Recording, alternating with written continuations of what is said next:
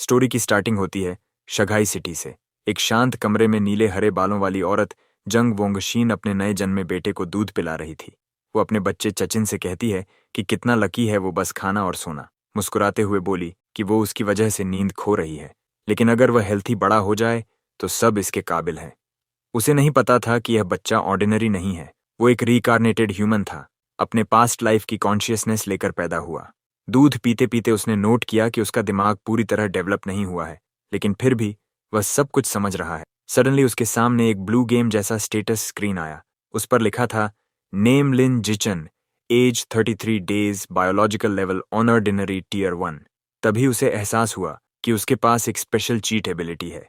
3 महीने की उम्र में लिंजेचिन अपने क्रिब में था और उसके पेरेंट्स जांग वॉनिन और लिनयान उसे देख रहे थे।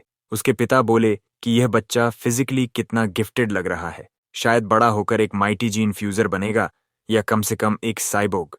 तभी लिंजीचिन जोर जोर से किक मार रहा था। सिस्टम नोटिफिकेशन आया, kicked 10,000 times, biological attribute unlocked and advanced. अब उसे एक नया स्किल मिला जिससे उसके शरीर का जो भी हिस्सा वो ट्रेन करेगा वो कार्बन बेस्ड लिमिट तक इन्फिनिटली स्ट्रांग बनता जाएगा। उसे महसूस हुआ कि उसकी स्ट्रेंथ बढ़ रही है। उसने सोचा, आखिर उसके पिता का मतलब क्या है जीन फ्यूजर्स और साइबोग से, और उसने सुपर हीरोज जैसी कल्पना की। 4 महीने की उम्र में लिंजचिन बैठना और रेंगना सीख गया था। अपने पेरेंट्स को डराने से बचने के लिए वह रात में अकेले ट्रेनिंग करता था। हर बार जब वो क्रॉल करता, सिस्टम उसे पॉइंट से रिवॉर्ड करता। 1 महीने बाद 5 महीने की उम्र में वो चलना मास्टर कर चुका था। 6 महीने में वो अब अपने पेरेंट्स के सामने भी बैठ और क्रॉल था, बिना ज्यादा अजीब लगे। एक दिन टीवी देखते वक्त न्यूज रिपोर्ट में एबरेंट बीस्ट्स दिखाई गई, जिनसे लड़ने के लिए जीन फ्यूजर्स और साइबोग्स दोनों साथ लड़ रहे थे। तभी पहली बार लिंजन को समझ आया कि यह दुनिया उसकी पुरानी दुनिया से कितनी अलग है। उसने जाना कि इस धरती पर म्यूटेशन हो चुका है और टेरिफाइंग क्रिएचर्स पैदा हुए हैं जिन्हें एबेंट बीस्ट्स कहते हैं। इनसे लड़ने के लिए इंसानों ने 2 रास्ते बनाए। वन मैकेनिकल एसेंशन, जहां इंसान अपने शरीर को टेक्नोलॉजी से मॉडिफाई करके पावरफुल साइबोग्स बनते हैं। 2 जीन मॉडिफिकेशन, जहां इंसान एबेंट बीस्ट के जीन्स को अपने साथ फ्यूज करके जीन फ्यूजर्स बनते हैं और मॉन्स्टर्स से अपनी पावर से लड़ते हैं। ये सब डेंजरस समझकर रीनेटेड लिंस जीचिन ने ठान लिया कि वह अपने सिस्टम का इस्तेमाल करके सेफ बड़ा होगा, धीरे धीरे इवॉल्व करेगा और इस डेंजरस वर्ल्ड में सरवाइव करेगा। एक दिन डोरबेल बजी। जंगवोंशी दरवाजा खोलती है और सामने नीली ड्रेस पहनी हुई एक औरत खड़ी है। शूमिंग वो उनका नया पड़ोसी है। शूमिंग अपने फैमिली का इंट्रोडक्शन कराती है, अपने हस्बैंड शनजानी और छोटी बेटी शन किंगहान का, जो एक डॉल पकड़कर खड़ी है। लिन जिचिन उस छोटी लड़की को देखता है जिसके हेयर पर्पल हैं। वह मानता है कि शेन किंघा उसकी इस नई दुनिया की पहली दोस्त बनेगी और उसे महसूस होता है कि उनकी किस्मतें एक दिन गहराई से जुड़ेंगी। समय बीतता है और लिंजचेन खुद को ट्रेनिंग में झोंक देता है।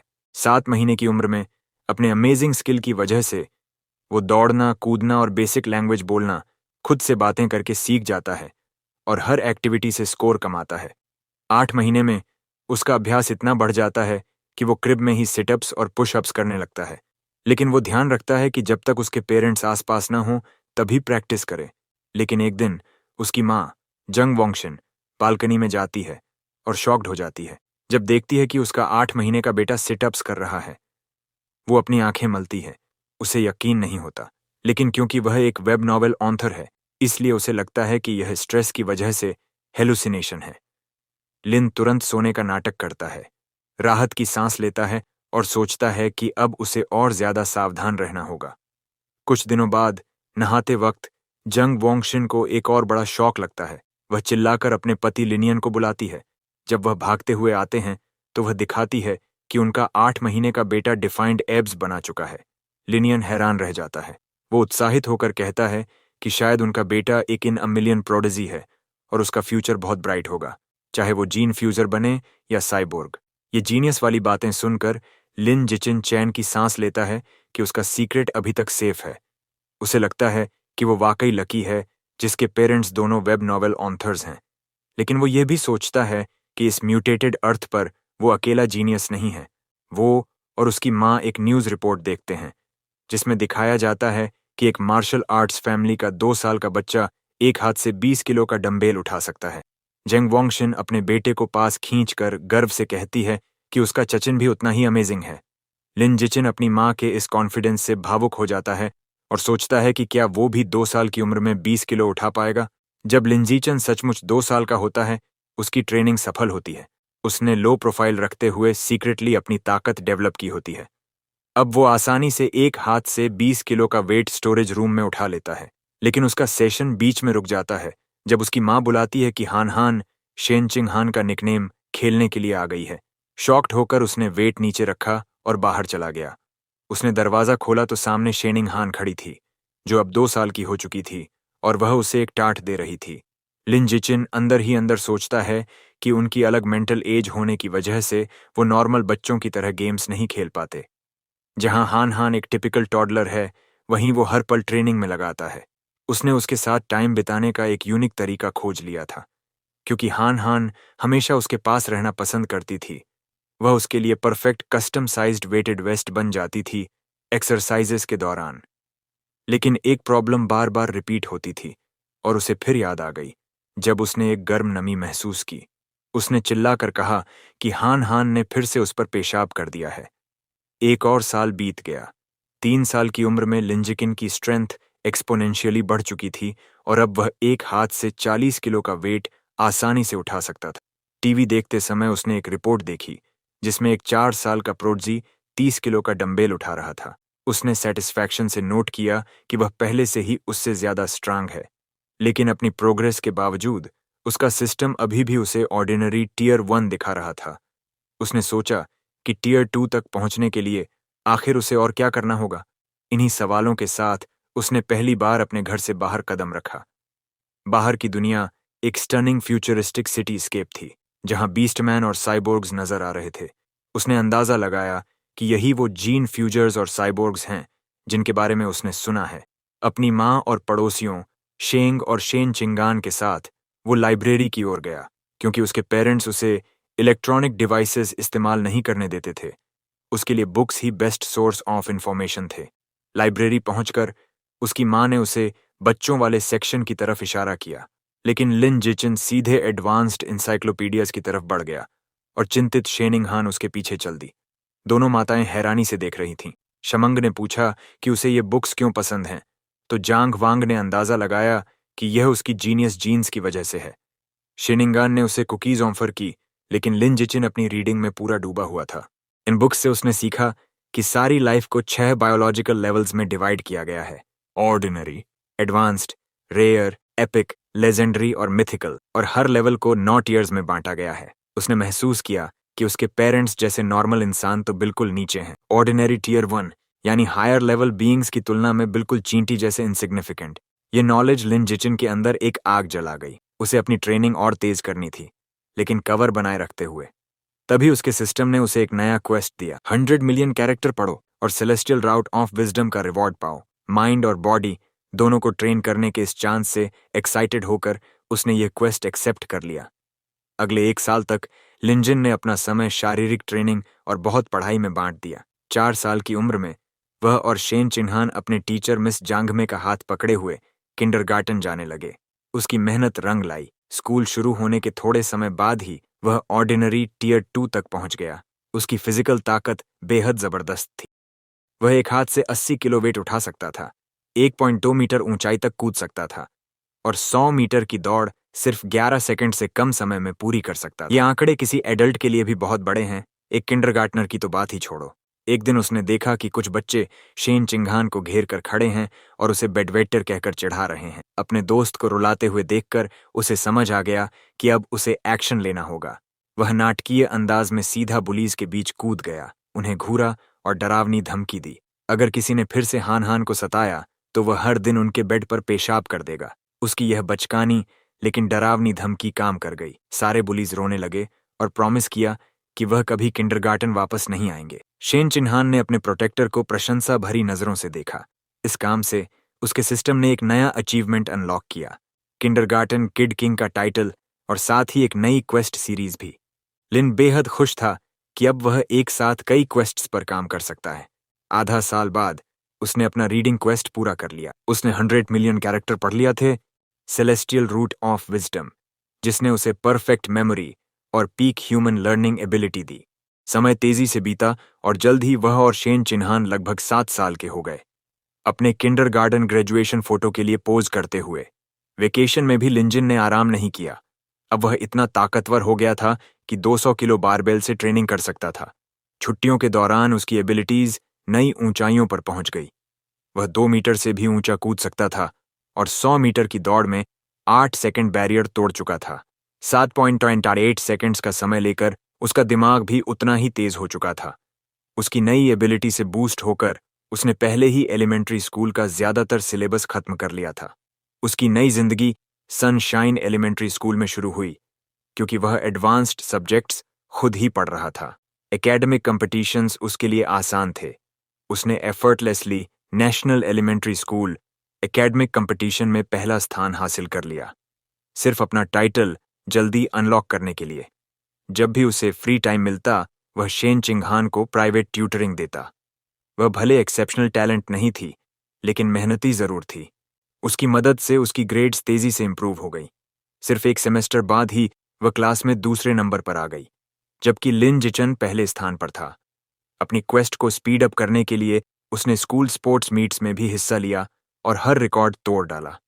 उसे लगा था कि उसकी स्कूल लाइफ इसी प्रेडिक्टेबल रूटीन में चलती रहेगी, लेकिन तभी एक नया स्पेशल ट्रांसफर स्टूडेंट आया। टीचर ने नए स्टूडेंट का परिचय कराया, एक लड़की लंबे सिल्वी ब्लू बालों के साथ जिसका नाम था बाय। लिंज जिचिन ने तुरंत समझ लिया कि वह अलग है। जैसे ही वह दरवाजे पर खड़ी हुई, उसे फेंट अनयूजुअल ऑरा महसूस हुआ जो किसी नॉर्मल इंसान की नहीं थी। जैसे ही नई ट्रांसफर स्टूडेंट बाय श्योर सीट ढूंढने के लिए अंदर चली, बाकी स्टूडेंट्स जिज्ञासा से उसे देखने लगे। शनचिंग हंजुकर लिंजेचिन, जिसे वह प्यार से शौचन बुलाती है, उसे फुसफुसाती है कि बशु के बाल कितने सुंदर हैं, बिल्कुल विंटर की स्नोफ्लेक्स जैसे। लेकिन लिंजेचिन का मूड ब्यूटी पर बात करने का नहीं था। जैसे ही बयू उसके पास आकर बैठी, उसका ध्यान उस अजीब नॉन ह्यूमन ऑरा पर था जो वो उससे महसूस कर रहा था। उसने सोचा, क्या यह कोई जीन फ्यूजर है या फिर किसी का डिसेंडेंट? आने वाले दिनों में बाई सबके लिए एक रहस्य साबित हुई। वो किसी से बात नहीं करती थी और जैसे ही क्लास खत्म होती, अपना सिर डेस्क पर रख देती और बिल्कुल हिलती भी नहीं। वो तो बम मुश्किल वॉशरूम के लिए भी उठती थी। शुरुआत में बच्चे क्यूरियस थे, यहां तक कि उसके सोते हुए फोटोज भी लेते थे। लेकिन जब उसका बिहेवियर वैसा ही रहा, तो सबका इंटरेस्ट चला गया और क्लासरूम फिर से नॉर्मल हो गया। लेकिन 1 महीने बाद यह शांति टूट गई। एक अजीब फिनोमिनन शुरू हुआ। बावर के शरीर से एक सफेद चिपचिपा लिक्विड निकलने लगा। वो सब्सटेंस बहुत बदबूदार था और उसके कपड़ों और पैरों पर बहता रहा। बाकी स्टूडेंट्स ने घृणा से रिएक्ट किया और शिकायत करने लगे कि स्मेल कितनी खराब है। एक लड़का मजाक उड़ाते हुए गंदी बातें करने लगा और फिर अपनी पानी की बोतल उस पर उड़ेल दी, कहते हुए कि वह उसे वॉश कर रहा है। अपमानित और भीगी हुई बिशु ने डेस्क पर अपनी मुट्ठी भी ली। आंसू उसके चेहरे पर बहने लगे और वह हल्की हल्की सिसकियों के साथ रोने लगी। बुलीज उसकी हालत देखकर जोर जोर से हंसने लगे। अपनी डेस्क से देखते हुए शनकिंगहान ने चिंता भरी नजरों से लिंचिन से पूछा, क्या हम उसकी मदद कर सकते हैं? लिंचिन उलझन में था। उसने तो शुरू से महसूस किया था कि बायु खतरनाक है, तो फिर वह क्यों रो रही है, लेकिन उसने मदद करने का फैसला किया। जैसे ही वह पुलिस की तरफ बढ़ा, उसने अपनी सोच फिर से बदली। शायद वो सचमुच कोई खतरा नहीं, बस एक कमजोर लड़की थी जिसे सताया जा रहा था और उसे कदम उठाना ही होगा। लेनिचन सीधा मेन बुली के पास गया और उसकी कॉलर पकड़ ली। उसने नाम लेकर कहा, ग्वनचुन। एक डरावनी मुस्कान के साथ उसने उसे ऑर्डर दिया कि तुरंत बमाओ की डेस्क साफ करो। गांचुन डर के मारे हकलाने लगा और बोला, हाँ, अभी साफ करता हूं। बाकी बुलीज को भी पता था कि अब वह फंस चुके हैं, क्योंकि लिंडसी का नाम स्कूल में बदनाम था। पढ़ाई और लड़ाई दोनों में माहिर, यहां तक कि 6th ग्रेडर्स भी उससे पंगा नहीं लेते थे। डरकर सबने जल्दी जल्दी टिश्यूज उठाए और मेज साफ कर दिया। जब डेस्क साफ हो गई तो लिंसियन की नजरें पूरे ग्रुप पर घूमी। उसने सबको ऑर्डर दिया कि तुरंत माफी मांगो। पुलिस पसीने से तरबतर डरते डरते लाइन में खड़े हो गए और सिर झुकाकर माफी मांगी। वादा किया कि अब कभी उसे तंग नहीं करेंगे। पुलिस के जाने के बाद बायू ने ऊपर देखा। उसकी आंखें आंसुओं से भरी थीं। उसने लिन जीचिन और शेन चिन्हान दोनों को शुक्रिया कहा। शेनिंगान ने उसका कंधा थपथपाया और कहा, क्लासमेट्स को एक दूसरे की मदद करनी चाहिए। उस दिन से शेनिंगान ने ठान लिया कि वो उस चुपचाप रहने वाली सफेद बालों वाली लड़की की दोस्त बनेगी और हर बार लिन जिचिन को भी अपने साथ घसीट लाती थी। धीरे धीरे तीनों साथ समय बिताने लगे। शेनिंगान हमेशा सबसे अच्छे स्नैक्स पहले बयू को देती। एक दिन जब शेन चिन्हान ने उसे एक ट्रीट दी तो बाऊ झिझकी। उसने कहा, क्या तुम्हें मेरी स्मेल से घिन नहीं आती? मुझे माफ करना कि मैंने तुम पर भरोसा नहीं किया, लेकिन बचपन से सबने मुझे दूर रखा है। किसी का अच्छा होना इतना अनरियल लगता है कि मुझे लगता है मैं सपना देख रही हूं। बिश्वर हैरान रह गई जब शेनिंगहान ने मजबूती से कहा, यह सपना नहीं है। वो हल्की मुस्कान के साथ बोली, मुझे पता है कैसा लगता है। मैं कभी तुमसे घिन नहीं करूंगी। अगर तुम चाहो तो हम हमेशा के लिए दोस्त रहेंगे। उसने हल्के गुस्से के साथ लिंडिक को भी इस वादे में खींच लिया। भावनाओं से भरकर बाश्वर ने शनि को कसकर गले लगा लिया। उसकी आंखों से आंसू बहने लगे और उसने उनका बार बार शुक्रिया किया।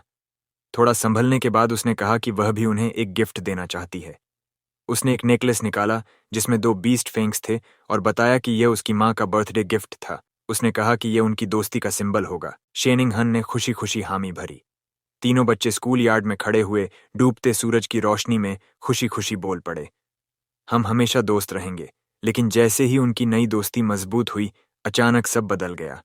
एक दिन शेनिंगान हैरान रह गई जब उसे पता चला कि बायू ने स्कूल छोड़ दिया है।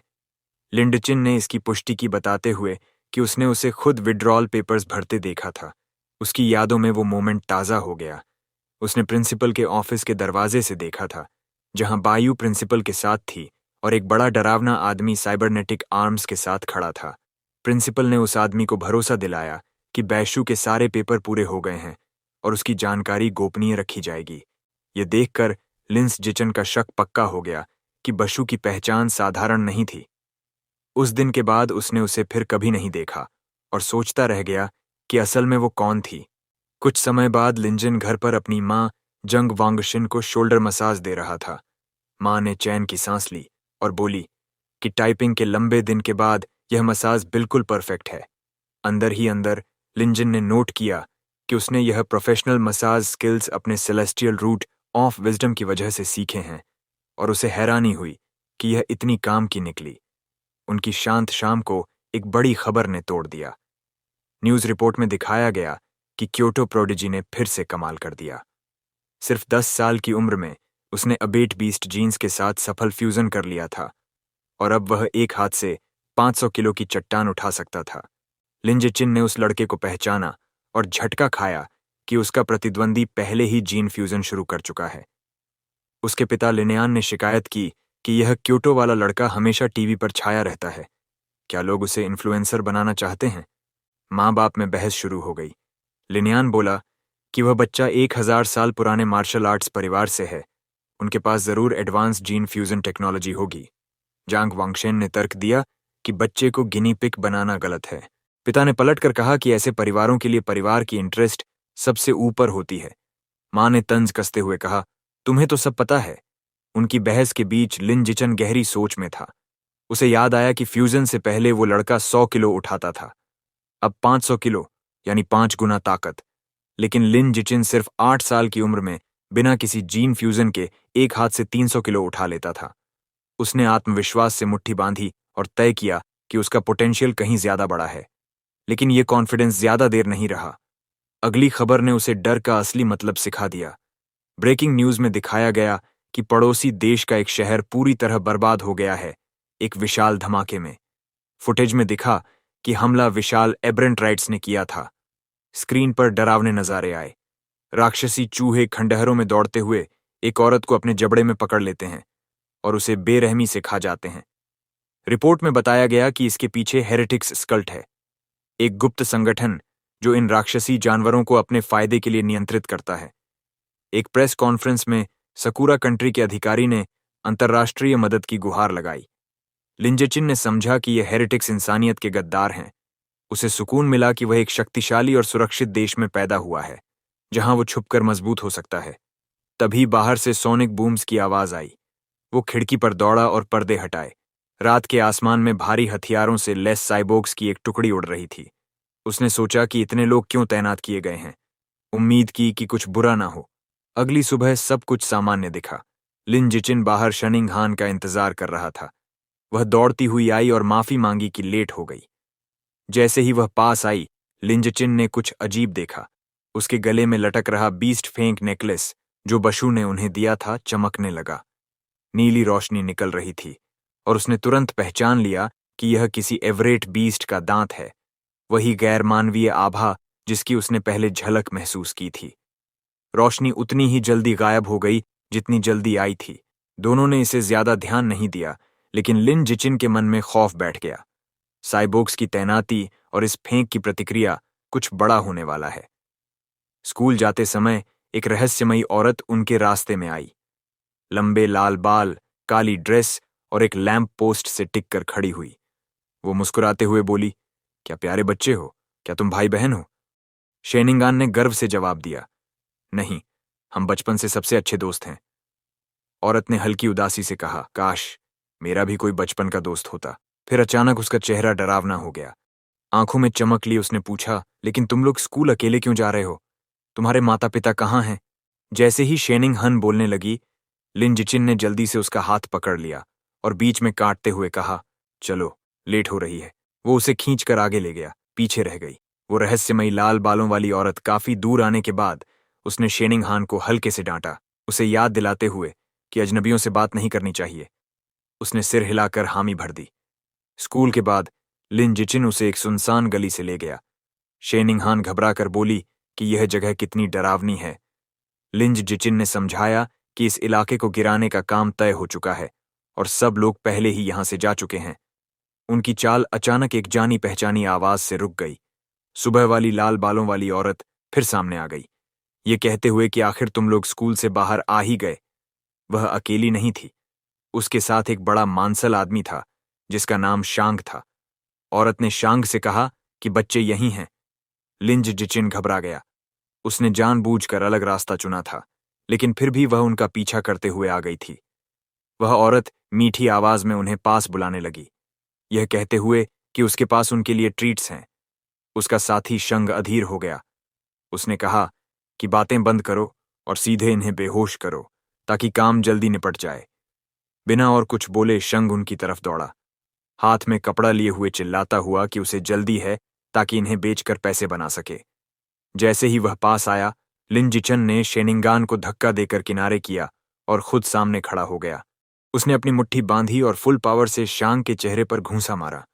मुक्का सीधे शांग के चेहरे पर लगा और उसका बड़ा शरीर वहीं रुक गया। अगले ही पल वह दर्द भरी चीख के साथ गली में पीछे गिर गया। ये देखकर लाल बालों वाली महिला चौंक गई। उसे विश्वास नहीं हो रहा था कि एक प्राइमरी स्कूल का बच्चा एक बड्ढे आदमी को इतनी जोर से गिरा सकता है। जमीन पर लेटा शांग खून थूक रहा था। जैसे ही शांग गिरा, लिन जिचिन का ध्यान महिला पर चला गया। इससे पहले कि वह कुछ कर पाती, उसने उसके पेट पर एक जोरदार मुक्का मारा और फिर एक तेज छिपा हुआ वार करके उसे बेहोश कर दिया। गिरे हुए किडनैपर्स को देखकर उसके चेहरे पर कठोरता आ गई। उसने पास से एक ईंट उठाई और सोचा कि चूंकि इस सुनसान गली में कोई कैमरा नहीं है, इसलिए उसे इन दोनों को यहीं खत्म कर देना चाहिए। अगर वे जिंदा रहे तो उसकी असली ताकत सबके सामने आ जाएगी और गुप्त रूप से मजबूत बनने की उसकी योजना बर्बाद हो जाएगी। लेकिन तभी जमीन वायलेंटली हिलने लगी। एक भयानक भूकंप से गली हिल गई। अचानक एक विशाल पंजा पास की दीवार को तोड़कर बाहर निकला। अगले ही पल धूल और मलबे से एक भयानक म्यूटेटेड रैट बाहर निकला। डिमोनिक रैट ने बच्चों पर ध्यान नहीं दिया और सीधे बेहोश महिला पर झपट्टा, लेकिन उसे खाने के बजाय उसने अपने पंजे का इस्तेमाल करके उसका सिर काट दिया।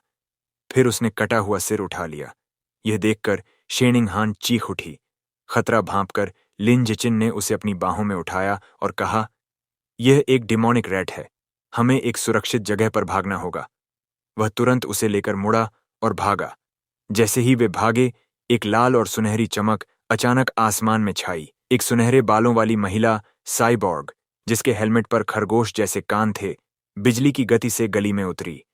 उसकी गति इतनी अविश्वसनीय थी कि वह एक धुंधली परछाई की तरह राक्षस चूहे के पास से गुजरी। लिन जिचिन के कंधे से झांकते हुए शेनिंग हान साइबॉर्ग की गति देखकर आश्चर्य से चिल्लाई। साइबॉर्ग चतुराई से राक्षस के पीछे उतरी और हमला करने की तैयारी की। उसका गॉन्टलेट चमक उठा और उसने अपने हथियार को चार्ज करते हुए घोषणा की, एनेस्थेटिक स्मोक। उसने ऐसे प्रोजेक्टाइल्स दांगे जो जमीन हिला देने वाले धमाकों के साथ फटे। लिन जिचिन ने तुरंत शेनिंग हान को अपनी बाहों से ढाल दिया, उसे विस्फोटों से बचाया। विस्फोटों में फंसा राक्षस चूहा दर्द से दहाड़ा और एनेस्थेटिक स्मोक से डिसोरिएंटेड हो गया। मौका पाकर साइबॉर्ग आगे बढ़ी और कमजोर जानवर को रैपिड ब्लोज की बौछार से खत्म कर दिया।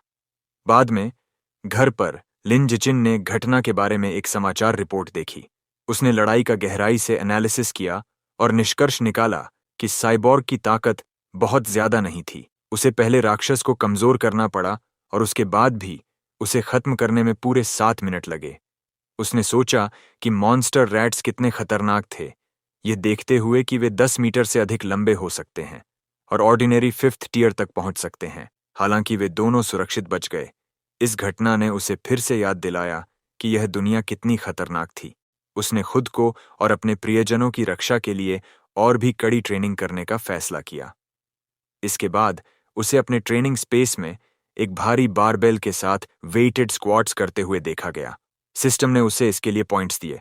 मॉन्स्टर रैट्स के खतरे के बावजूद जीवन चलता रहा। इसके तुरंत बाद लिन जिचिन और शेनिंग हान ने अपना 9वां जन्मदिन मनाया। दोनों परिवार एक बड़े केक के चारों ओर इकट्ठा हुए। एक विश मांगने के बाद उन्होंने गिफ्ट्स का आदान प्रदान किया। अपनी सेलेस्टियल रूट ऑफ विजडम के लिए धन्यवाद। लिन जिचिन ने सिर्फ एक रात में कार्विंग सीखी थी और शेनिंग हान के लिए एक बारीक डिजाइन किया हुआ लकड़ी का हेयरपिन बनाया था। शेनिंग हान बहुत खुश थी। उसने उसे अपने बालों में लगाया, मुस्कुराई और कहा कि उसे यह बहुत पसंद है। समय बीत गया और वे दोनों एलिमेंट्री स्कूल से ग्रेजुएट हुए और मिडिल स्कूल शुरू किया।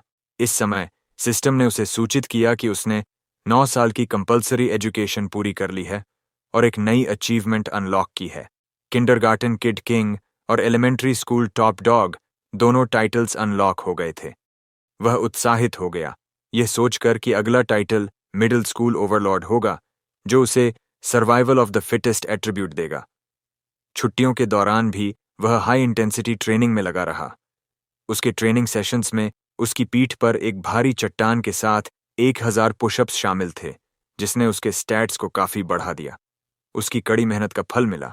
स्कूल शुरू होने से ठीक पहले 10 किलोमीटर की दौड़ के बाद उसके सिस्टम ने घोषणा की कि उसका biological level ordinary 3rd tier तक पहुंच गया है। उसके फिजिकल एट्रीब्यूट्स अस्टॉनिशिंगली बढ़ गए थे। अब वह एक हाथ से 700 किलोग्राम उठा सकता था, 4 मीटर ऊंची छलांग लगा सकता था और केवल 6 सेकंड में 100 मीटर स्प्रिंट पूरी कर सकता था। अपनी ताकत को बढ़ते हुए देखकर उसने सोचा कि कियोटो प्रोडिजी अब किस स्तर पर पहुंच गया होगा। कोइंसिडेंटली स्कूल शुरू होने की रात से पहले टीवी पर एक नई रिपोर्ट प्रसारित हुई। रिपोर्ट में कहा गया कि प्रोडिजी, जो अब 14 साल का था, एक जायंट एंट के जीन्स के साथ फ्यूज्ड हो गया था और एक हाथ से 2000 किलो का एलॉय ब्लॉक उठा सकता था। लिन जिचिन ने गणना की कि चूंकि जायंट एंट जीन्स ताकत को 4 से 8 गुना बढ़ाते हैं, इसलिए जीन सपोर्ट के बिना प्रोडिजी की असली ताकत केवल 500 किलो थी। इसका मतलब था कि वह अभी भी फंडामेंटली प्रोडिजी से ज्यादा मजबूत था। इस विचार पर उसके चेहरे पर एक मुस्कान आ गई और उसने कल्पना की कि फ्यूचर में जीन फ्यूजन के साथ वह कितना शक्तिशाली हो जाएगा। अगले दिन मिडिल स्कूल शुरू हुआ। शहर का टॉप स्टूडेंट होने के नाते सभी बेस्ट मिडिल स्कूल्स ने उसे रिक्रूट करने की कोशिश की थी, लेकिन उसने शांघाई मिडिल स्कूल का इनविटेशन इस शर्त पर एक्सेप्ट किया कि शेनिंग हान भी उसी क्लास में होगी। रजिस्ट्रेशन के दौरान प्रिंसिपल और नए क्लास टीचर ने उनका स्वागत किया और उन्हें बताया कि वे उन पर कितना भरोसा कर रहे हैं। कुछ फॉर्मेलिटीज के बाद उसने एक बहाना बनाया और शेनिंग हान के साथ चला गया। शंघाई मिडिल स्कूल को चुनने का असली कारण उसकी एक्सीलेंट स्पोर्ट्स फैसिलिटीज थी। उन्होंने क्लासेस शुरू होने से पहले स्कूल के कोर्ट पर बैडमिंटन खेलने का फैसला किया।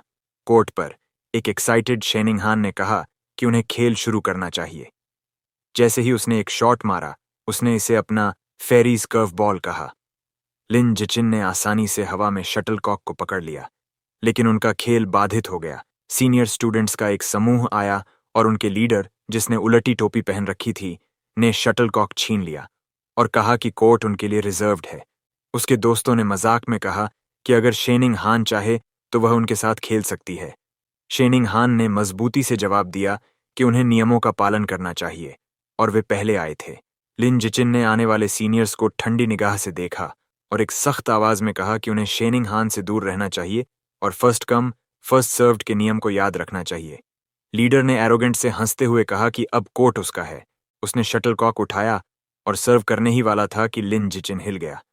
उसने एक ठंडी आवाज में कहा कि अब से केवल उसके नियम यहां लागू होंगे। वह अविश्वसनीय ताकत के साथ कूदा और शटलकॉक को इतनी तेजी से स्मैश किया कि वह कोर्ट के पार एक सफेद ब्लर की तरह स्ट्रीक्ड हो गया। फोर्स इतनी जबरदस्त थी कि लीडर को प्रतिक्रिया करने का समय नहीं मिला। इम्पैक्ट से उसका रैकेट टूट गया और उसकी टोपी उड़ गई। सीनियर्स के चेहरों पर पसीना और डर साफ दिखाई दे रहा था। वे कांप रहे थे, ये सोचकर कि क्या लिन जिचिन इंसान भी था या किसी तरह का जीन फ्यूजन यूजर था। उनमें से एक ने घबराकर कहा कि अगर शॉट थोड़ा भी चूक गया होता तो उनके बॉस का सिर उड़ गया होता। डरे हुए सीनियर्स ने माफी मांगने के लिए गहरा बाव किया, ये कहते हुए कि अब वे नियमों को समझ गए हैं और तुरंत चले जाएंगे। फिर वे तेजी से वहां से भाग गए। शायद उस घटना की खबर फैल गई क्योंकि उसके बाद किसी ने भी लिन जिचिन या शेनिंग हान को परेशान करने की हिम्मत नहीं की। बाकी स्कूल जीवन बहुत कुछ वैसा ही था, बस बड़ा और बेहतर फैसिलिटीज के साथ। लिन जिचिन अपनी पढ़ाई में बहुत आगे था क्योंकि उसने पहले ही पूरा मिडिल स्कूल करिकुलम पूरा कर लिया था। क्लास में वह अक्सर अपना समय इंटरेस्टिंग किताबें पढ़ने में बिताता था। अपनी नाइटली वर्कआउट्स के बाद वह अपनी सेलेस्टियल रूट ऑफ विजडम का उपयोग ऑनलाइन नई स्किल्स सीखने के लिए करता था, जैसे कुकिंग, फोटोग्राफी, ड्राइविंग, स्विमिंग और विभिन्न sports. Middle school Overlord title को अनलॉक करने के लिए उसने न केवल हर सब्जेक्ट में पहला स्थान हासिल किया, बल्कि स्कूल को नेशनल कॉम्पिटिशन्स में भी रिप्रेजेंट किया और आखिरकार ट्रॉफीज के ढेर के बीच खड़ा देखा गया। लो प्रोफाइल बनाए रखने के लिए उसने जानबूझकर हर कंपटीशन में पहला स्थान नहीं लिया। एक पूरा सेमेस्टर बीत गया लेकिन टाइटल अभी तक अनलॉक नहीं हुआ था।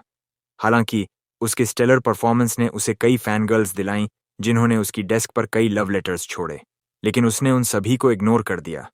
शेनिंग हान को ट्यूटर करने के अलावा वह अपकमिंग स्कूल स्पोर्ट्स फेस्टिवल पर केंद्रित था। उसे विश्वास था कि अगर वह पूरी तरह से डोमिनेट करता है तो टाइटल आखिरकार अनलॉक हो जाएगा। फेस्टिवल के लिए उसने केवल 3 इवेंट्स चुने, शॉर्ट पुट, हाई जंप और स्प्रिंटिंग, जो क्रमशः ताकत, कूदने और गति का प्रतिनिधित्व करते थे। शॉर्ट पुट में उसने एक एस्टॉनिशिंग 200 समथिंग मीटर्स फेंका। हालांकि उसने खुद को नियंत्रित किया ताकि वह सुपर ह्यूमन न दिखे, फिर भी उसने आसानी से तीनों इवेंट्स में पहला स्थान हासिल किया। जैसे ही वह शेनिंग हान के साथ बैठकर अपने गोल्ड मेडल की प्रशंसा कर रहा था, उसने अपने शरीर के भीतर एक नई शक्ति का उदय महसूस किया।